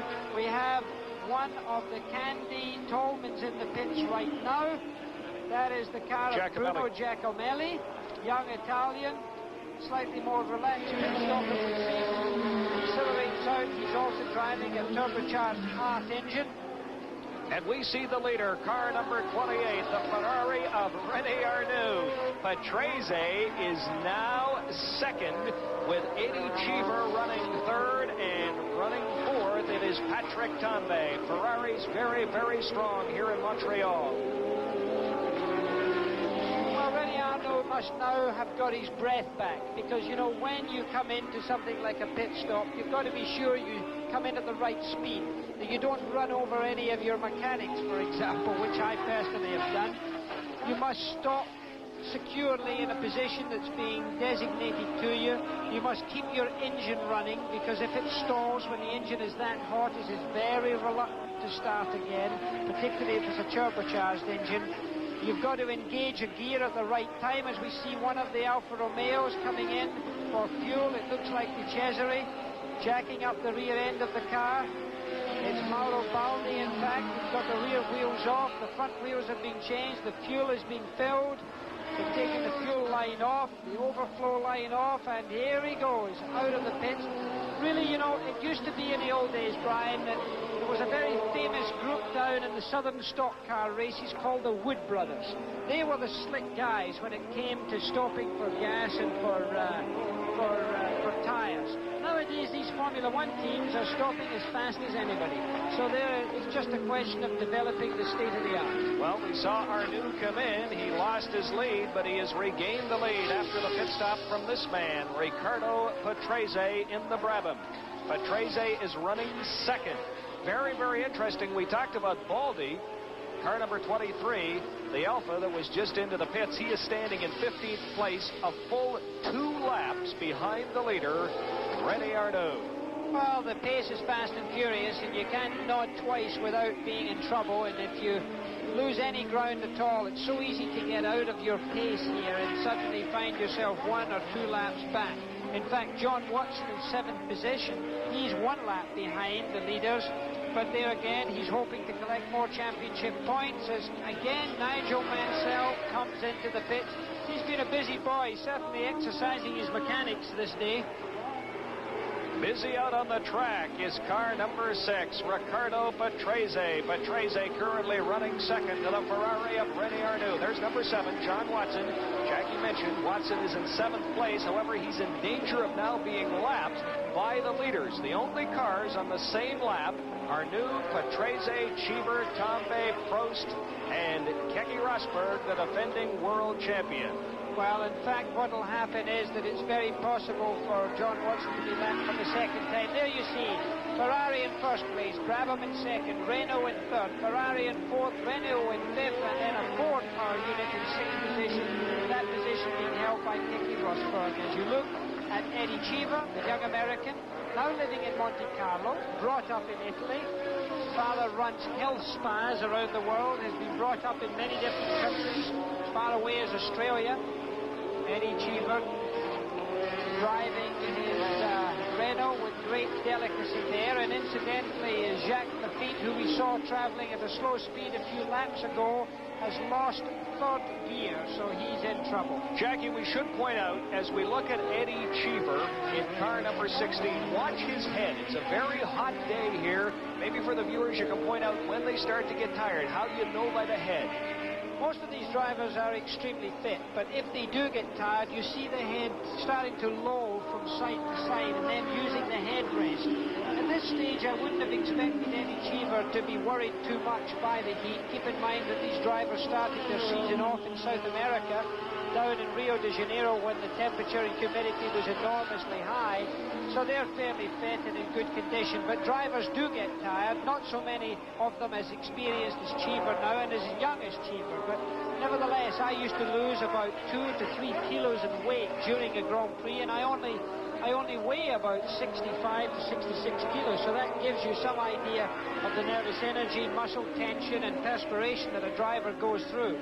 Car number 16, the Renault of American Eddie Cheever. And after 42 laps of this 70-lap race, it is Arnoux in the Ferrari, leading Patrese, Cheever, Tambay, and Prost. Stay with us. More of the 1983 Labatt Grand Prix of Canada as Sports Weekend continues. Brian Williams, Jackie Stewart, and Barry Gill back at the Gilles Villeneuve Circuit in Montreal. Car number 27, the Ferrari of Patrick Tambay, right now running in 4th place. The leader, also a Ferrari, is René Arnoux. Arnoux is in first place, followed by the Brabham of Riccardo Patrese. Patrese, although he is second, is 12 seconds behind Arnoux. In 3rd place is Alain Prost, or in 3rd place is Eddie Cheever, actually. His teammate Alain Prost is in 5th place. So the top, let's see, 1, 2, 3, 4, 5 cars. That is Arnoux, Patrese, Cheever, Tambay, and Prost are all turbo cars. And Jackie Stewart, we've talked so much about the turbos versus the non-turbo cars of people like Rosberg and Lafitte. Right now, Barry Gill will explain the difference between the turbos and the non-turbos. What sort of engines are these Grand Prix cars have? Well, half the field will have normally aspirated engines. Those are engines like the one you and I drive. They're 3-litre Ford engines, but of course with fuel injection. But in 1977, Renault introduced a whole new dimension to Grand Prix motor racing. They introduced the turbo engine, an engine that actually uses the exhaust gases of the car. It works very simply like this. The exhaust gases come out of the engine in the normal way, and they go through the turbine to drive this compressor. That helps to mix air with the fuel to give enormous horsepower. The result of forcing all this air and fuel into the engine, and forcing is the word, is 600 horsepower from an engine that's only 1500 cc, like a small Canadian compact. It only does about 4 miles per gallon, but it wins motor races. The French have really started a turbo revolution. And that turbo revolution is evident here this afternoon in Montreal as car number 28 comes through. René Arnoux, he's the leader. The top 5 cars are all turbos. Arnoux is first, followed by Riccardo Patrese, then Eddie Cheever. And into the pits right now is car number 22, the Alfa Romeo, Andrea de Cesaris, who is standing in the number 10 position. And he's getting out of the car. Goodbye, Labatt Grand Prix of Canada for Mr. de Cesaris today. There's a lot of steam and mess and muck around there, little extra fire extinguisher going on there just to quell something that was going on in the rear of the car, but Cesare was perfectly clear on what was wrong with him. Right now, in no trouble is Rennie Arnoux, car number 28, smoothly getting him way around here. You know, as I said yesterday, when you asked me who I thought would win the race, Brian, I said that I thought it would be Arnoux because he really is a very talented driver in a first-class car, and so far he has not won a race while driving for Ferrari. He's had no victory this year. He's led from time to time, but he hasn't had a win. The man you're looking at right now is in second position, Riccardo Patrese. He has not won a race this year so far. In fact, he hasn't won since last year in Monaco, a race you know so well. His teammate, Nelson Piquet from Brazil, was the man that Barry Gill picked to win this race. Piquet went out early. He is the defending champion. And Brian Williams didn't choose anybody, Chicken. Why didn't you give us a prophecy on that? Listen, I picked the Toronto Maple Leafs to win the Stanley Cup. After that, I do no predicting. Well, Eddie Cheever right now is back there in third position. This is a good finish for him, but remember, no race is over until the checkered flag is shown. I've seen an awful lot of motor races lost, even very close to the end, so don't leave your set. You stay close, because this race at Ile-Notre-Dame is far from being over. We've now completed, we're on the 46th lap for Rennie Arnoux, and of course it's a 70-lap race, and you've got a little bit of traffic coming into the hairpin here. Arnoux getting into some of that traffic as Cheever accelerates out. Cheever in third place, chasing Patrese. Car number 7 is John Watson, 1 lap back. He is in danger of being lapped by car number 27. That is Patrick Tambay, the Ferrari. Tambay's running fourth. There's Patrese. He's second. Eddie Cheever is third. Car number 27, the Ferrari. Tambay is now fourth. Alain Prost, the Renault, is fifth. And defending world champion Keke Rosberg standing in the number 6 position. In fact, Patrick Tambay is only about 3 seconds ahead.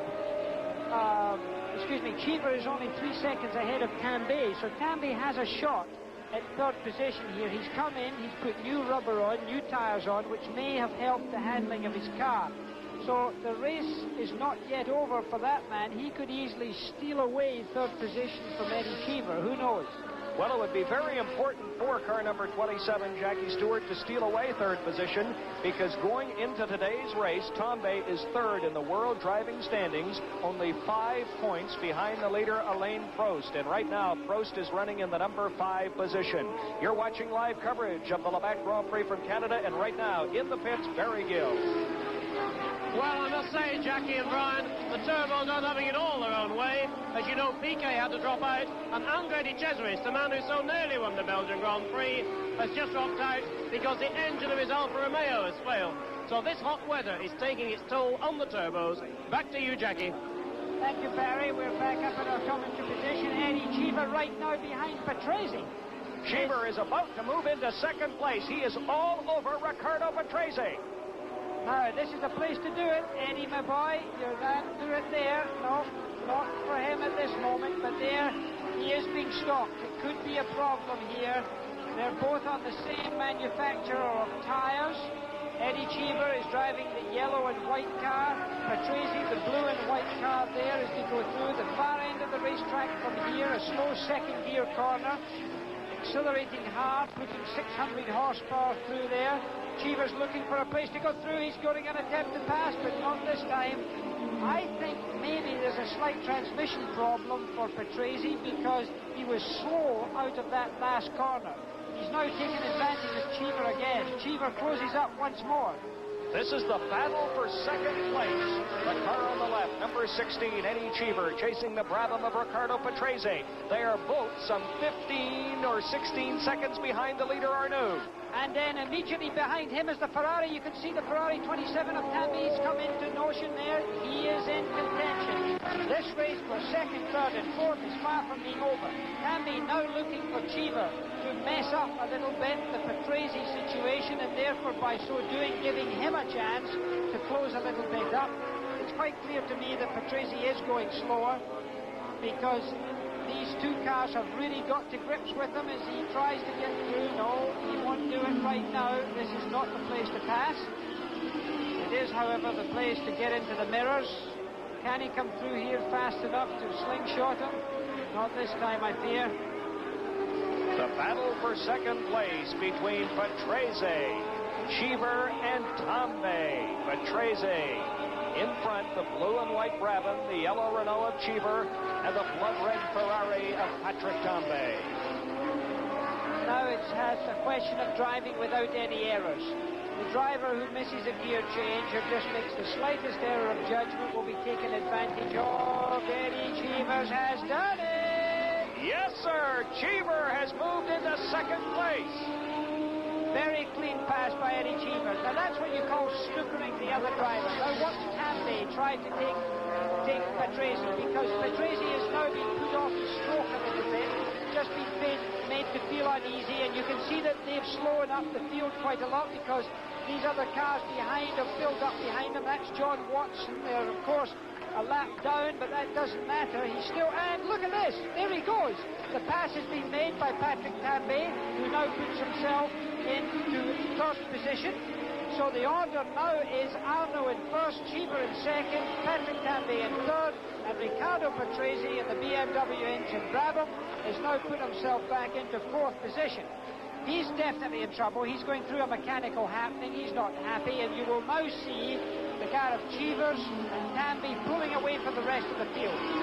In fact, Danny Sullivan driving the Benetton Tyrrell has passed Patrick Patrese and Patrese as well, so that gives you some indication. The Ford power unit out-accelerating the turbocharged car out of the hairpin. Patrise's in trouble. Well, the Brabham outfit in danger of losing their second car here this afternoon. Patrise's in trouble. Defending champion Nelson Piquet went out early in the race here in Montreal today. Patrick Tambay running third, would love to move into second, Jackie Stewart. If he finishes second and Prost doesn't pick up any points, Tambay would be the world driving leader. Yes, but Prost will pick up points because right now he's in fifth position and he has a very good chance of getting into fourth position, which would give him 3 more points in the World Championship.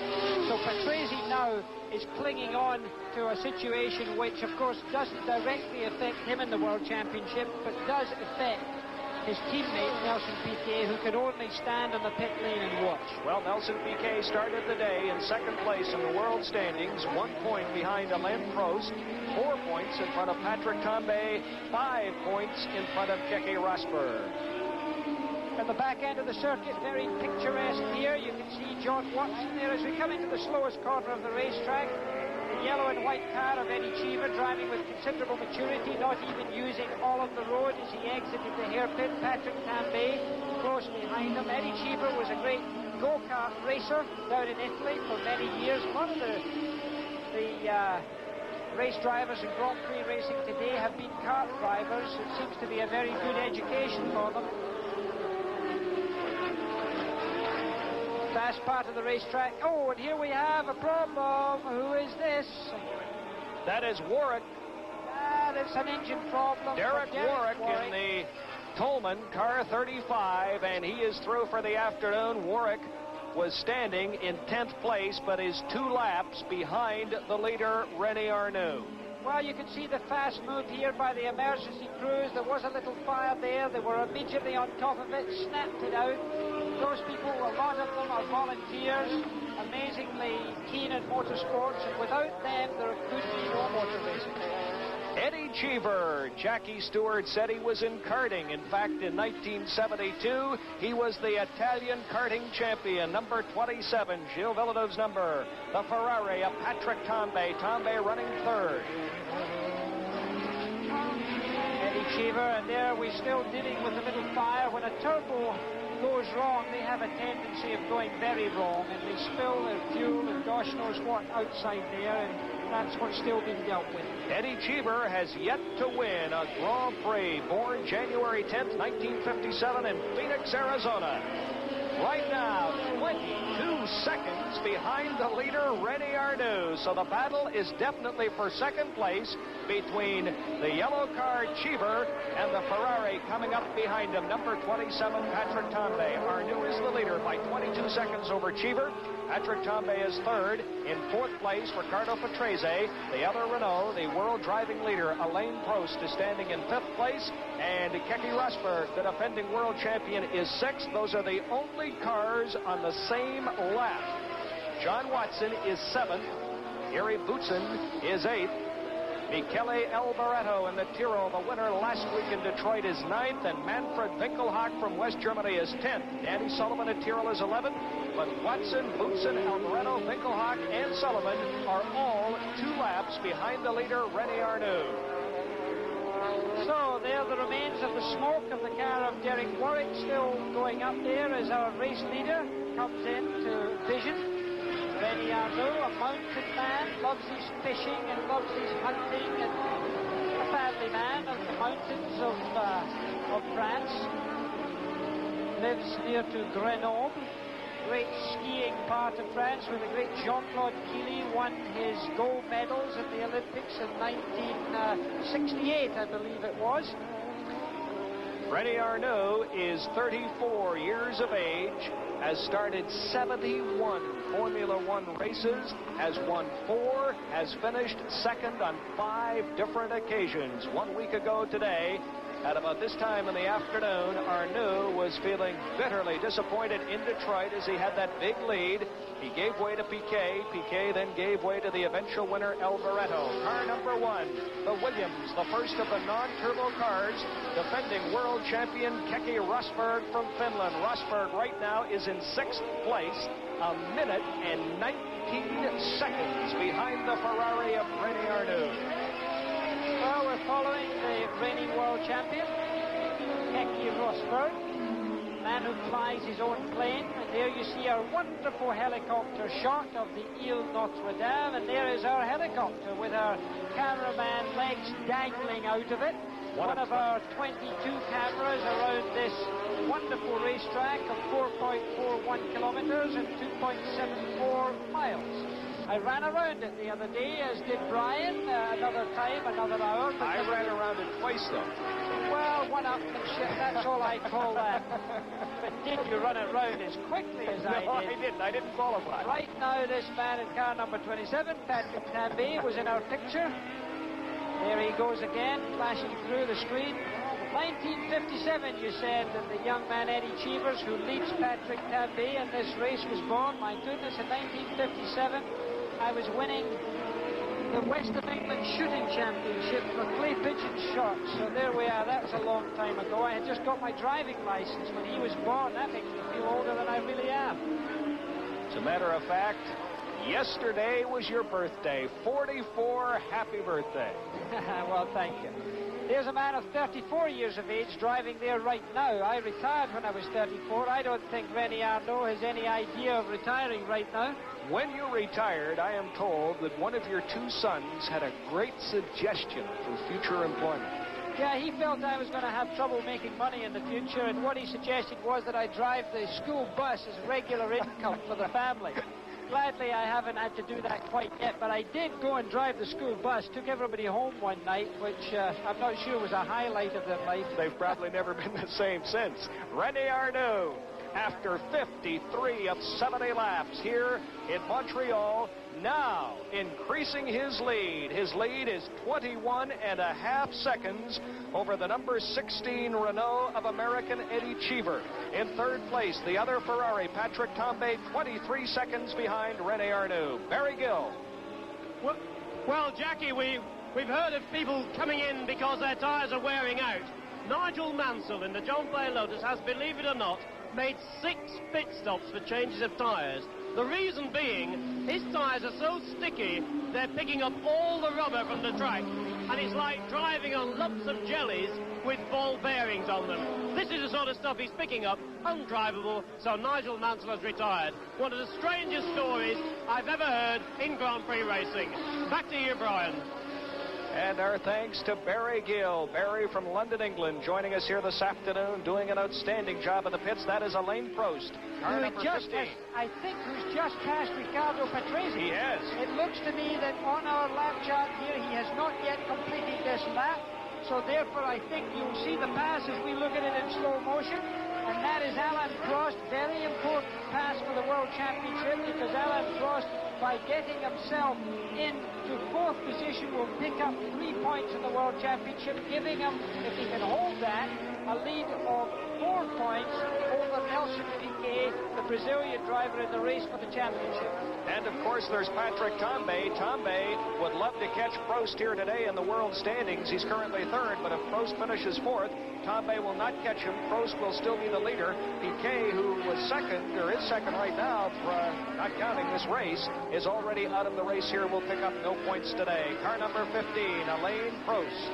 Alain Prost is not having a particularly good race for him, incidentally. Although he's got himself up into that position of 4th, it's not really as he would like it. I'm pretty certain that you will find that he will come into the pits after the race and say that his car was not behaving nearly as well as he would like to have had it behave.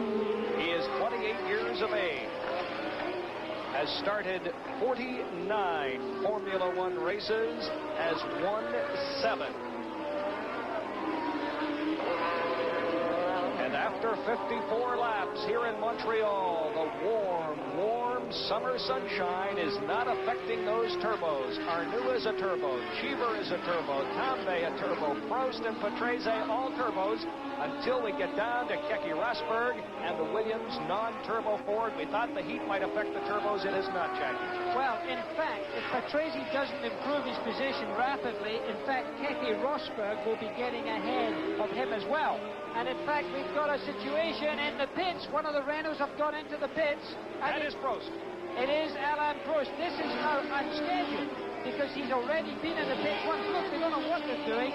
It's a little bit like a Japanese fire drill. They've dropped the car before they should have done. They got it up in the jack, then they dropped it. I'm afraid the Renault people will not be happy about this, because this is throwing away very valuable World Championship points for Alain Prost. It's what I would have to call a slightly sloppy pit stop. Prost is back on the track, but that pit stop could cost him the lead in the world standings. The leader in this race right now is car number 28, the Ferrari you're watching, René Arnoux. Now, Arnoux started today in the world standings in 7th place with only 8 points, 20 points behind the leader Prost. However, his Ferrari teammate Tambay is now running 3rd behind Cheever. Tambay, if Prost falls back, could take the world lead here this afternoon with a 2nd place finish if he could come on and catch Cheever. Now, after 55 laps, car number 28, René Arnoux, increasing his lead. Now 25 seconds over American Eddie Cheever. In 3rd place, Patrick Tambay, followed by Patrese, Rosberg, Prost, Watson, and Boutsen. Barry Gill standing by in the pits.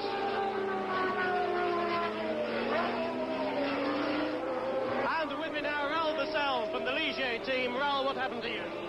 Well, to start, I just had a touch in gear in the circuit and bent my front wing. And after, I think I'm 12 or 11, and the transmission broke. So I stop in the pits, see if can do something, I go out, but not can do, I stop in the track. Thank you for talking to us. Better luck next year. Okay. Back to you in the booth. That was Raoul Vassell and the leader, René Arnoux. Jackie. Right now, going past our position here, coming to a stop, in fact, seems to be Patrese. He's gone past, going very slowly around the racetrack. Patrese in trouble. It looks like he has already been passed by Keke Rosberg, who is now up to 4th position. Valuable points for him. So Patrese, I'm afraid, is in big trouble. No trouble yet, sadly, for the young Frenchman, 34 years young. René Arnoux driving for Ferrari, and this is first season for Ferrari. It's got to now just stay out of trouble. He's a long way ahead of Eddie Cheever. He's 27 seconds ahead of Eddie Cheever's, well in hand, and he should really now, at a 27-second cushion, be able to back off a little bit, use fewer revs. There's another car in the pit. Winkelhock is into the pits. We've seen him in the pits before. Look at his arms going. He looks like he's conducting the Montreal Symphony Orchestra. Winkelhock in the AGS Turbo, number 9, coming back on the course. Currently standing in 10th place, but he is 2 laps behind the leader, René Arnoux, number 28 in the Ferrari. Jackie, we're talking about his big lead. Now only 13 14 laps to go in this Labatt Canadian Grand Prix.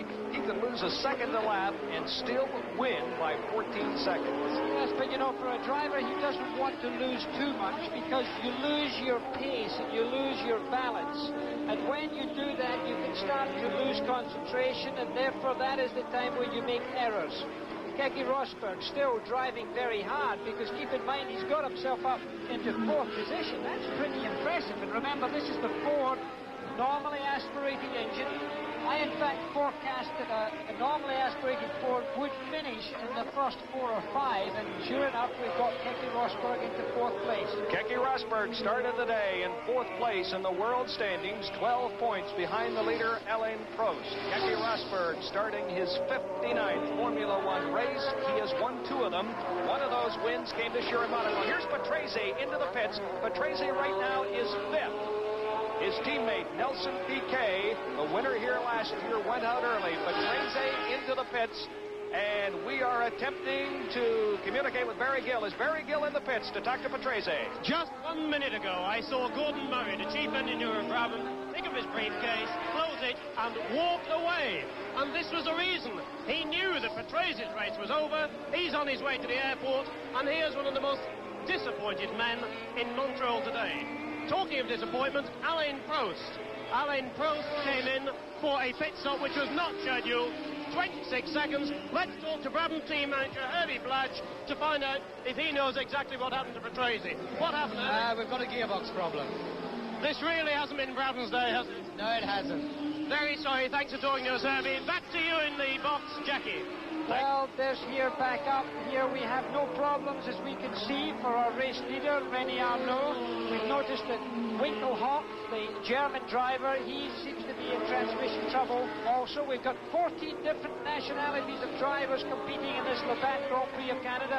People have come from all over the world to see this weekend. We've seen people from France, from Germany, from Monaco. They've come from every corner of the world to see this, a very glamorous sporting occasion. Lovely lady here from Geneva, Switzerland. Yes, Mrs. Helen Stewart gracing us with her presence too. Barry Gill was talking about the Brabham troubles. Piquet and Patrese are both out of the race as we look at Eddie Cheever, who is now 2nd. He's falling back. He's now 31 seconds behind the leader, Arnoux. A tough day for Brabham. Piquet started from the number 3 position, and Patrese from the number 6 position. They are both gone. Now, a very interesting story. René Arnoux, Eddie Cheever, Patrick Tambay, Keke Rosberg, the only cars on the same lap. After 59 laps, Arnoux, Cheever, Tambay, and Rosberg. Prost is now 1 lap behind, as is John Watson. Nevertheless, Watson's on the leaderboard. Again, demonstrates that try again. Was it Wallace or was it Bruce? It was Bruce in Scotland who saw the spider climbing up the cave. In where? In Scotland. Robert the Bruce said, keep try again. You never give up that way, and that's exactly what you can see with John Watson. He's up into the leaderboard, into 6th position, a valuable championship point. Well, John Watson's already won a Grand Prix this year. He won it in Long Beach, California.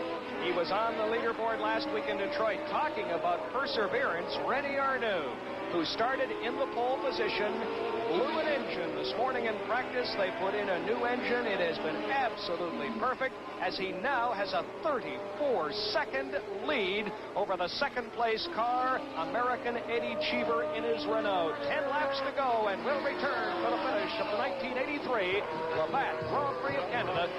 Des 2. Boxenhaltes. 6. ist John Watson, 7. Thierry Boutsen, der junge Belgier, der bereits in Detroit diesen 7. Platz belegt hat, der eigentlich Deutschland hätte 6. werden können und seinen ersten Weltmeisterschaftspunkt erreichen können, wäre er nicht wegen eines schlechten Sitzes von Krämpfen geplagt worden. Er hat den linken Fuß fast nicht betätigen können, er hat große Schmerzen gehabt und ist dadurch hinter Nigel Mansell in Detroit zurückgefallen. Boutsen also 7., Alboreto 8., Sullivan 9., Winkelhock 10. und Baldi 11. Nur noch diese 11 im Rennen. Ich bin Ihnen noch schuldig, warum ist Riccardo Patrese ausgeschieden? Es waren Schwierigkeiten mit dem Getriebe, es war ein defektes Schaltgestänge. Schnellste Runde im Rennen bis jetzt Patrick Tambay mit dem Ferrari 1:30.851. in der 42. Runde. Und wir sehen hier John Watson, Niki Lauders Teamkollegen, der also heute einem weiteren Weltmeisterschaftspunktegewinn entgegenfährt. Member of the British Empire, ausgezeichnet worden für 10 Jahre Werbung oder Dienst im internationalen Motorsport zum Ansehen Großbritanniens. Natürlich auch für 5 Grand-Prix-Siege. Den letzten hat Watson in Detroit erreicht. Damals war es der McLaren-Doppelsieg. John Watson vor Niki Lauda. Watson hat von dieser Auszeichnung schon vor 5 Wochen erfahren. Gestern am 30. Jahrestag der Krönung der Queen Elizabeth II. Wurde es offiziell verlautbart und entgegennehmen wird Watson diese Auszeichnung natürlich im Buckingham-Palast. Es gibt sehr viele englische oder britische Motorsportler, die von der Queen ausgezeichnet wurden. Mike Hailwood hat ebenfalls den MBE, den OBE als Officer of the British Empire, hatte Jackie Stewart, der neben mir für das kanadische Fernsehen den Grand Prix von Kanada kommentiert. Den gleichen Orden hatte auch Sterling Moss bekommen. Jack Brabham wurde sogar zum Ritter geschlagen. Hier haben wir Alboreto. Back at the Labatt Canadian Grand Prix in Montreal. 8 laps to go. The leader is René Arnoux, now by 36 seconds over Eddie Cheever. Running third is Patrick Tambay, running fourth is Keke Rosberg. As you look at live pictures from the Gilles Villeneuve circuit, the yellow car, number 15, is that of Alain Prost, the Renault. He started the day the world driving leader. However, right now he is in 5th place, 1 lap behind the leader, René Arnoux. The only 4 cars on the same lap are Arnoux, Cheever, Tambay, and the non-turbo of defending world champion Keke Rosberg. If you're just joining us and wondering why we're so late, there's Rosberg, the first of the non-turbos, running in 4th place. The reason is a massive power failure here in this area of Montreal. Jackie Stewart, we finally got underway some 50 minutes late, but since then it has been smooth sailing. Fortunately, no major incidents. No, it's been a very clean race. They've got wonderful medical facilities here in Monaco and great emergency crews to deal with everybody. I must say that the organisation of this Labatt Grand Prix of Canada has been extraordinarily efficient throughout the whole weekend here. We've seen all of the facilities they've had. They've got over 200 marshals around here with the emergency teams. They've got 22 vehicles comprising of the rescue teams. They've got 56 specialists crewing those emergency units, 2 helicopters for hospital work if needed. They've got 50 doctors and 12 nurses just for all these drivers and so forth. And that, in fact, is a very healthy way to look after motor racing. It will never be completely safe. But of course, if something does go wrong, you want to be well equipped to deal with it. Right now, a man who's dealing with things in a very adequate fashion is driving the car that you're looking at, and there's his picture in the top right-hand frame of your television set. René Arnoux, the young, smiling Frenchman. He dare not give himself a smile at the present time. There are still 7 laps to be completed, and you know, you can never relax. You know, every time you think, well, it's only 7 laps, nothing can happen now, bang, something breaks. It's so, keep in mind that there are thousands of moving parts in that car, supplying him with his power and transmission and cornering at this very moment. Any of them could take him out of the race. The 2nd place car, the number 16 Renault of American Eddie Cheever. Jackie, we wondered if Arnoux may pull it up and take easy. When we asked that question several laps ago, he was leading by about 27 seconds. He has now increased that lead to 38 seconds over Cheever, 51 seconds over Patrick Tambay, and a minute 20 over Rosberg. The rest are at least 1 lap behind as we near the finish of this 1983 Labatt Canadian Grand Prix. Car number 7, the McLaren John Watson, a winner this year in Long Beach, California, currently in 6th place, 1 lap behind the leader. Let's run down the leaderboard for you right now, the top 10. Rene Arnoux, followed by Eddie Cheever. Patrick Tambay is third. Keke Rosberg is fourth. Fifth, Alain Prost. Sixth is Watson. Terry Boutsen is seventh. Eighth, Alboreto, then Sullivan and Winkelhock. And that is Boutsen, who's right up behind John Watson there. The white car being driven by Terry Boutsen of Belgium. He's giving him a hard time. This is a World Championship point race that you're looking at. This is for sixth position in the race. If Terry Boutsen were to sneak ahead of John Watson, that would give him a very valuable World Championship point, which would assist the Arrows team, and that's who he drives for. Terry Boutsen studied under Jackie Hicks as a racing driver, and of course obviously wants to show himself today.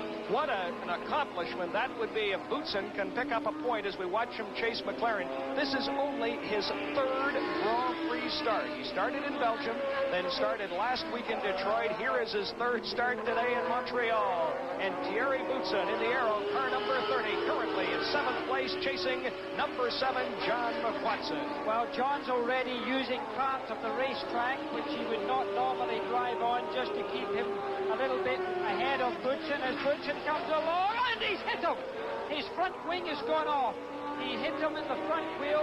The front side of Boutsen's car hit the rear end of Watson's car. You can see the wing is missing from the white car of Boutsen's. I don't think he's done any damage to John Watson's car, but surely that will not allow. And here we see it again in slow motion. Boutsen being a little impetuous there.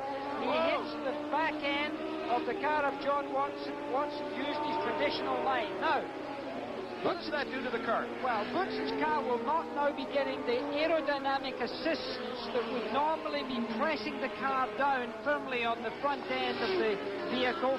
There are these two wings that you see, one in each side of Watson's car. And Boutsen's car, there is now only one, which means that he will only be getting half of the efficiency of the aerodynamics. And you can see it looks like he's lost a tooth from his mouth there. It's a little unpleasant to look at and surely be unpleasant to drive. It will introduce something called understeer. That's when you turn the steering wheel to go right and the car wants to go straight on. It doesn't go completely on, but it doesn't point into the corner the way that you would intend it.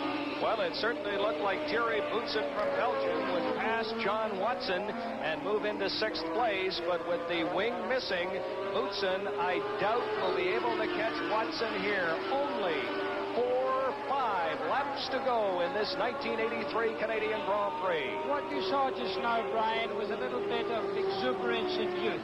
It was just the old boy, John Watson, showing his authoritative experience. The member of the British Empire.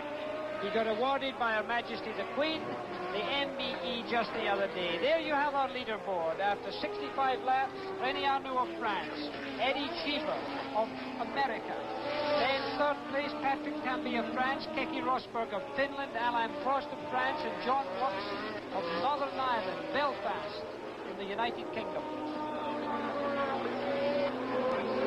Car number 28 is our leader, Rene Arnoux. Arnoux continues to widen that gap. It is now 43 seconds over American Eddie Cheever. Rene Arnoux, all but home free in this 1983 Labatt Canadian Grand Prix. Arnoux will pick up 9 points for winning. That would give him 17, moving him into 4th place in the world standings. Well, Rene Arnoux now has to just drive very conservatively. He's only got 4 laps to complete. 4 laps around this 4.41 kilometer racetrack, 2.74 miles. He's got 17 corners to complete, as Patrick also has. 17 corners per lap with 2 bends. Slight swerves more than bends. Patrick Tambay, car number 27, the other Ferrari, is running number 3. Gilles Villeneuve, of course, revered here in Montreal, and the Montreal fans will be so very, very happy with the great performance by Ferrari here today. Arnoux, the leader, Cheever in a Renault is second, and this man, number 27, Tambay, in Villeneuve's car, is running third.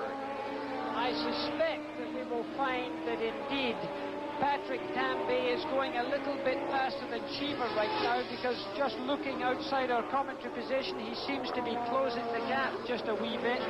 But of course, it's quite a gap that he has to close as we see it right now. But who knows? It's 11 seconds on the road, and if there is something wrong with Cheever's car, you look at Patrick Tambay in the top right-hand side of your picture. Good-looking, personable young man, represents the sport of automobile racing in a very admirable fashion. Has been the Can-Am champion in the United States of America, was in Grand-Pri racing a few years back, lost his drive for McLaren, somehow or other seemed to fall out of grace, and everybody would have said that that was the end of Patrick Tambay in Grand-Pri racing. Then suddenly, when Didi Pironi had his accident, when Gilles Villeneuve had his accident, Patrick Tambay was brought into the team by Pironi originally, because he took over the drive when Gilles had his awful accident in Belgium. So he came back into Grand-Pri racing and adapted like a duck to water. He's done very well. Car number 1 belongs to defending world champion Keke Rosberg from Finland, the non-turbo Ford-powered Williams. Rosberg, the last driver on the same lap with the leader Arnoux. Arnoux now 45 seconds in front of Eddie Cheever, 55 seconds in front of his Ferrari teammate Patrick Tambay, and a minute 18 in front of Keke Rosberg. The rest of the cars all at least one lap back, as we now have 2 laps to go in this 1983 Canadian Grand Prix. The Alfa Romeo you saw, and once again we see Keke Rosberg, car number 1, running fourth. An admirable finish for Keke Rosberg if he can keep this car going for another couple of laps. He's been a very forceful driver from Finland. You see him again on the top right-hand side of our picture.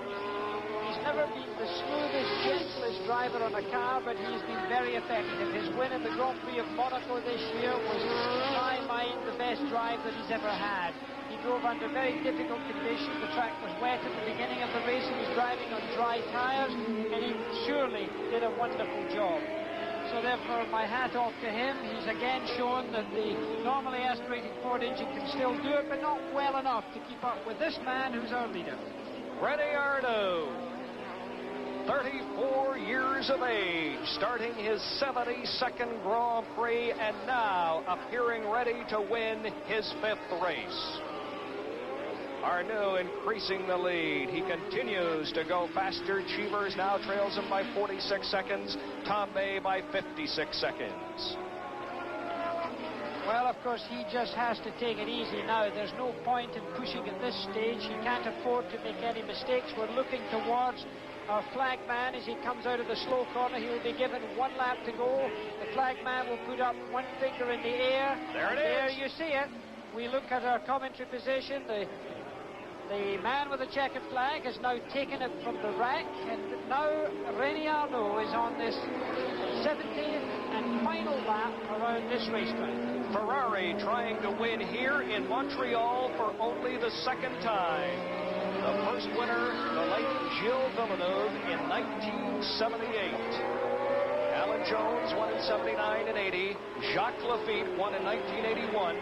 The defending champion is Nelson Piquet, and this man will win in 1983 on the final lap. The number 28 Ferrari of René Arnoux. Well, he's now driving very conservatively around the racetrack. He's already going much slower, changing gear earlier, holding his breath almost. He has to recognize that the race is never over until the flag falls, but he's now on the back section of the racetrack, right down by the river, accelerating along, unquestionably slower than he's been driving before. Must be getting a little tired. I'm sure he's quite tired from this drive, but has dominated very fully the race, has paced himself well, including his pit stops. Now he comes in to this final corner. Here you see him going round the hairpin. All he needs to do is accelerate out of here quickly, and he could almost freewheel back. The flag man in the top right-hand side of your picture, taking the checkered flag out. Brian, there it goes. René Arnoux has officially brought Ferrari to victory in Montreal in 1983. Arnoux finishing some 42 seconds ahead of American Eddie Cheever, who crosses the finish line.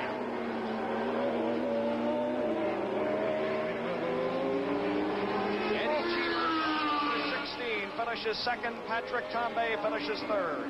Well, Eddie Cheever's still going round the racetrack. He's still coming into the slowest corner of the racetrack. The second car in your picture is that of Eddie Cheever. He's still got to complete a few more 100 meters, Brian, to take this checkered flag, and you've got to finish to get that position. Winkelhock takes it. Eddie Cheever officially now finishes second. Now the man in third place, Patrick Tambay, the other Ferrari. The Ferrari of Tambay and the Renault of Cheever finishing well behind the Ferrari of René Arnoux. Then we would be looking for Keke Rosberg to take the checkered flag, and Alain Prost. Rosberg taking fourth position, and there you see a jubilant Arnoux. There's Rosberg. Arnoux waving to the crowd, already taking one of his gloves off. The marshal's giving him a thumbs up, and there There's you see Rosberg taking the fourth flag. position. That helps him, picks up World Championship points, 3 of them for him.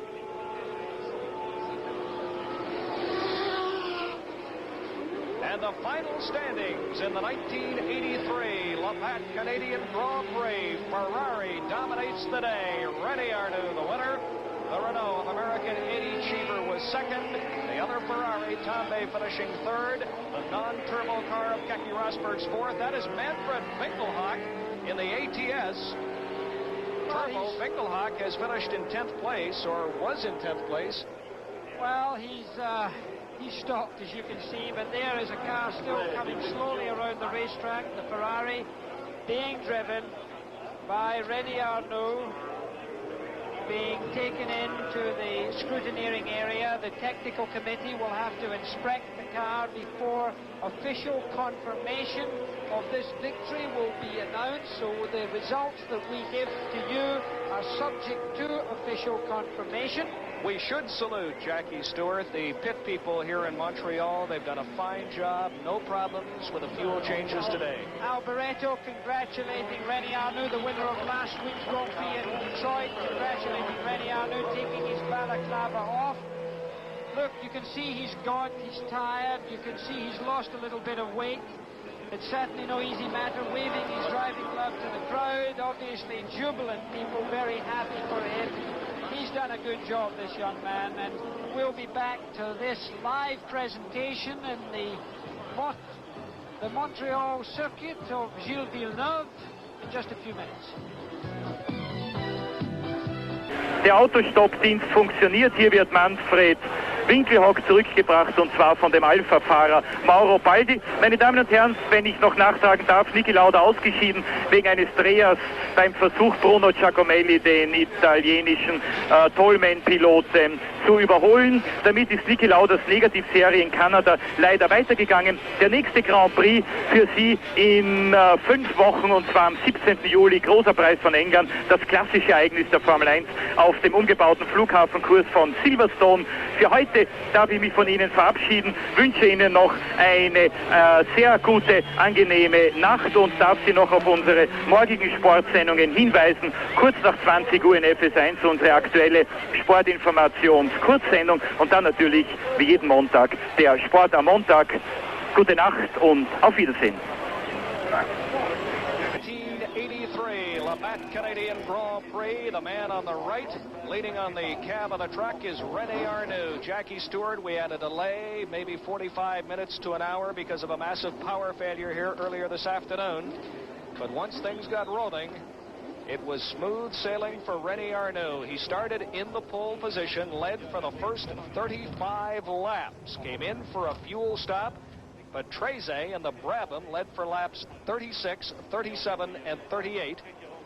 His Ferrari teammate, Patrick Tambay, led for lap 39, but on lap 40 of this 70-lap race, Arnoux jumped back into the lead and never, ever looked back.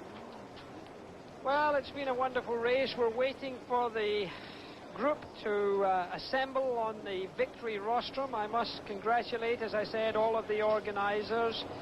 all of the officials, the marshals, and of course Labatt for bringing this Grand Prix of Canada to so many people. Look at the crowd shots here. I've never seen a more enthusiastic crowd for motor racing, I don't believe ever, as we look high from our helicopter shot down to the already dispersing crowd. We talked earlier, I mentioned to you we should congratulate the people in the pits. There were no fires. It's very, very difficult in those pits when they make the fuel stops. Pierre Desjardins, the president of the Labatt Brewery of Quebec, getting ready to make the presentation to the 1983 champion, René Arnoux. Arnoux was first. Eddie Cheever, the American, in the number 2 Renault. Car number 16 finished second. And the other Ferrari driver, car number 27, that was Villeneuve's number, Patrick Tambay, finishing third. Well, they're now on the podium, and I think Pierre Desjardins is being introduced to say a few words. Ladies and gentlemen, au nom de la brasserie Labatt, j'aimerais remercier les milliers de bénévoles et le comité organisateur pour la réussite de cette course. On behalf of the Labatt Brewing Company, I would also like to thank the drivers and their crew members for a superb race. J'aimerais remercier aussi, I would also like to thank la FISA, FOCA, la Fédération canadienne, la Fédération Auto-Québec, le gouvernement du Québec et la ville de Montréal. Merci beaucoup. J'espère que vous avez aimé la course. See you next year. Mesdames et messieurs, ladies and gentlemen, Monsieur Desjardins procède maintenant à la remise. President of the Labatt Breweries of Quebec, the 3 drivers standing there awaiting their presentation. De France, Patrick Tambay. Patrick Tambay being given his award by Pierre Desjardins. Again, carvings of Canadian artists. Always a very nice thing for any of us racing drivers to accept. It's a lovely thing to have. So Eddie Cheever gets second place, and again another carving high in the air. Eddie Cheever very pleased with that victory. And finally, Pierre Desjardins will present the Labatt Grand Prix de Canada. Pierre Desjardins of Labatt giving the laurel wreath to René Arnoux. René very happy. You can see his eyes tired, a few lines that he didn't have at the beginning of this race showing up in his face. I think he'd like to maybe take a swim out back. Well, the flags of the countries already up at the flag stand up there. You can see two French flags and the United States flag. There he receives his trophy, the Labatt trophy for the Grand Prix of Canada. Very grand trophy again from Pierre Desjardins. Congratulating René Arnoux. It looks as if it may well be too heavy for him. We saw the winner yesterday, Moreno, in the Mondial race, the Players Quebec Mondial, having trouble with the champagne. Now the national anthem. French national anthem. It's always very nice to see that.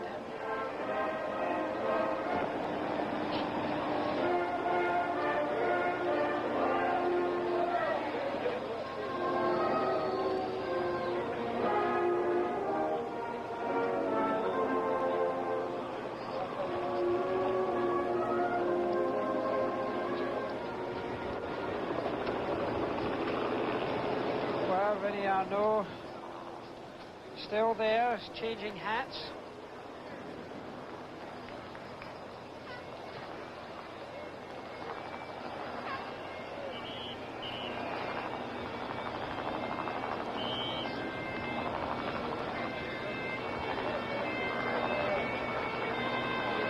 So René Arnoux there, now being handed his champagne. Eddie Cheever finished second, and there we go!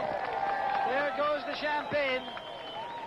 Oh, he's absolutely drowning each other there. Patrick Tambay and look at this. Eddie Cheever's got it in his eyes as Barry Gill goes up to try and have a word with him. He's Eddie Cheever, quite a wet reception for you. Congratulations on one of your best ever drives. Yes, my Renault ran very well today. Unfortunately, I had a bad practice session. I would have been farther up on the grid. I could have maybe done a little bit more. But I was very pleased with my Renault today, and it went very, very, very well. René in his Ferrari gave you a very good race, didn't he? Well, unfortunately, I started 6th, and I got off a very bad start, and I had to work my way up to the front all the time. Yes, I was never close enough to Renault to give him a race, so I settled for second. This is, in fact, your second place and your second best result, Eddie. What is it about North America that suits you as an American? Cheeseburgers and the color TV. Really, it's just a question of how the car runs. I'm very pleased with how things have been going this year, and I hope that with Renault I can also get my first win this year, but I'm sure that'll happen. And what about the pit stop, Eddie? I'm not quite sure. I think my pit stop was a little bit too long. Well, they really worked hard, those boys, though, didn't they? I mean, under all that heat. Fabulous. In fact, the only problem is with the pit stops that you can either win or lose a race. But the mechanics have done a very good job throughout the whole weekend. Eddie, thank you, and a super race. Thank you. And now we're going to... Well, Barry's still down there. He seems to have lost his sound for the second. We're looking at the winner's rostrum. The drivers have already been presented by Pierre Desjardins of Labatt's. The carvings for second, third, and a very beautiful trophy for the winner of the Labatt Grand-Prix of Canada. We're now looking still at a very large crowd. Barry is there with waiting in attendance to speak to René Arnoux. Barry, can you hear us? René Arnoux has done the easy bit. He's won the race. Now is the bit he enjoys the most, talking to us in English. René, first of all, congratulations on a superb drive. I am really very happy because I am not very lucky on this time, and I am very happy also to win on the circuit Gilles Villeneuve because he's one good friend of me when it is here. And also I have a very good race. I am in front of the race always, and I win with no problem. I think I have also a good car, a good team, good mechanics, and is free. I don't know, is a work of all. Well, I must say that your mechanics did a marvellous pit stop for you, René. Tremendous pit stop when you came in. The mechanics were fantastic. Yes, there's always a small uncertainty. It's good. Because when you stop, you don't know if you have some problem. You lose many time. But always here, my mechanics is very fantastic. I don't lose time and I start. I am after 2 laps in front always of the race because Patrick start for the refuel. And I have no problem during the race. And there is still time... Players, Jack, absolutely. Just the way. This race is very, very important for me. And it's very important to take 9 points for the championship for me. It's a good race for me. It's good for the championship. It's good for the team. I am really very happy. And it was very good for the crowd. René Arnoux, congratulations on behalf of all your fans at CBC. René Arnoux. Thank you, René. And thank you, Barry Gill. You talked about his mechanics on the pit stop. Don't forget, folks, they replaced the engine in the winning Ferrari after troubles in practice this morning. We'll continue with more live coverage of the 1983 Labatt Grand Prix of Canada as Sports Weekend continues.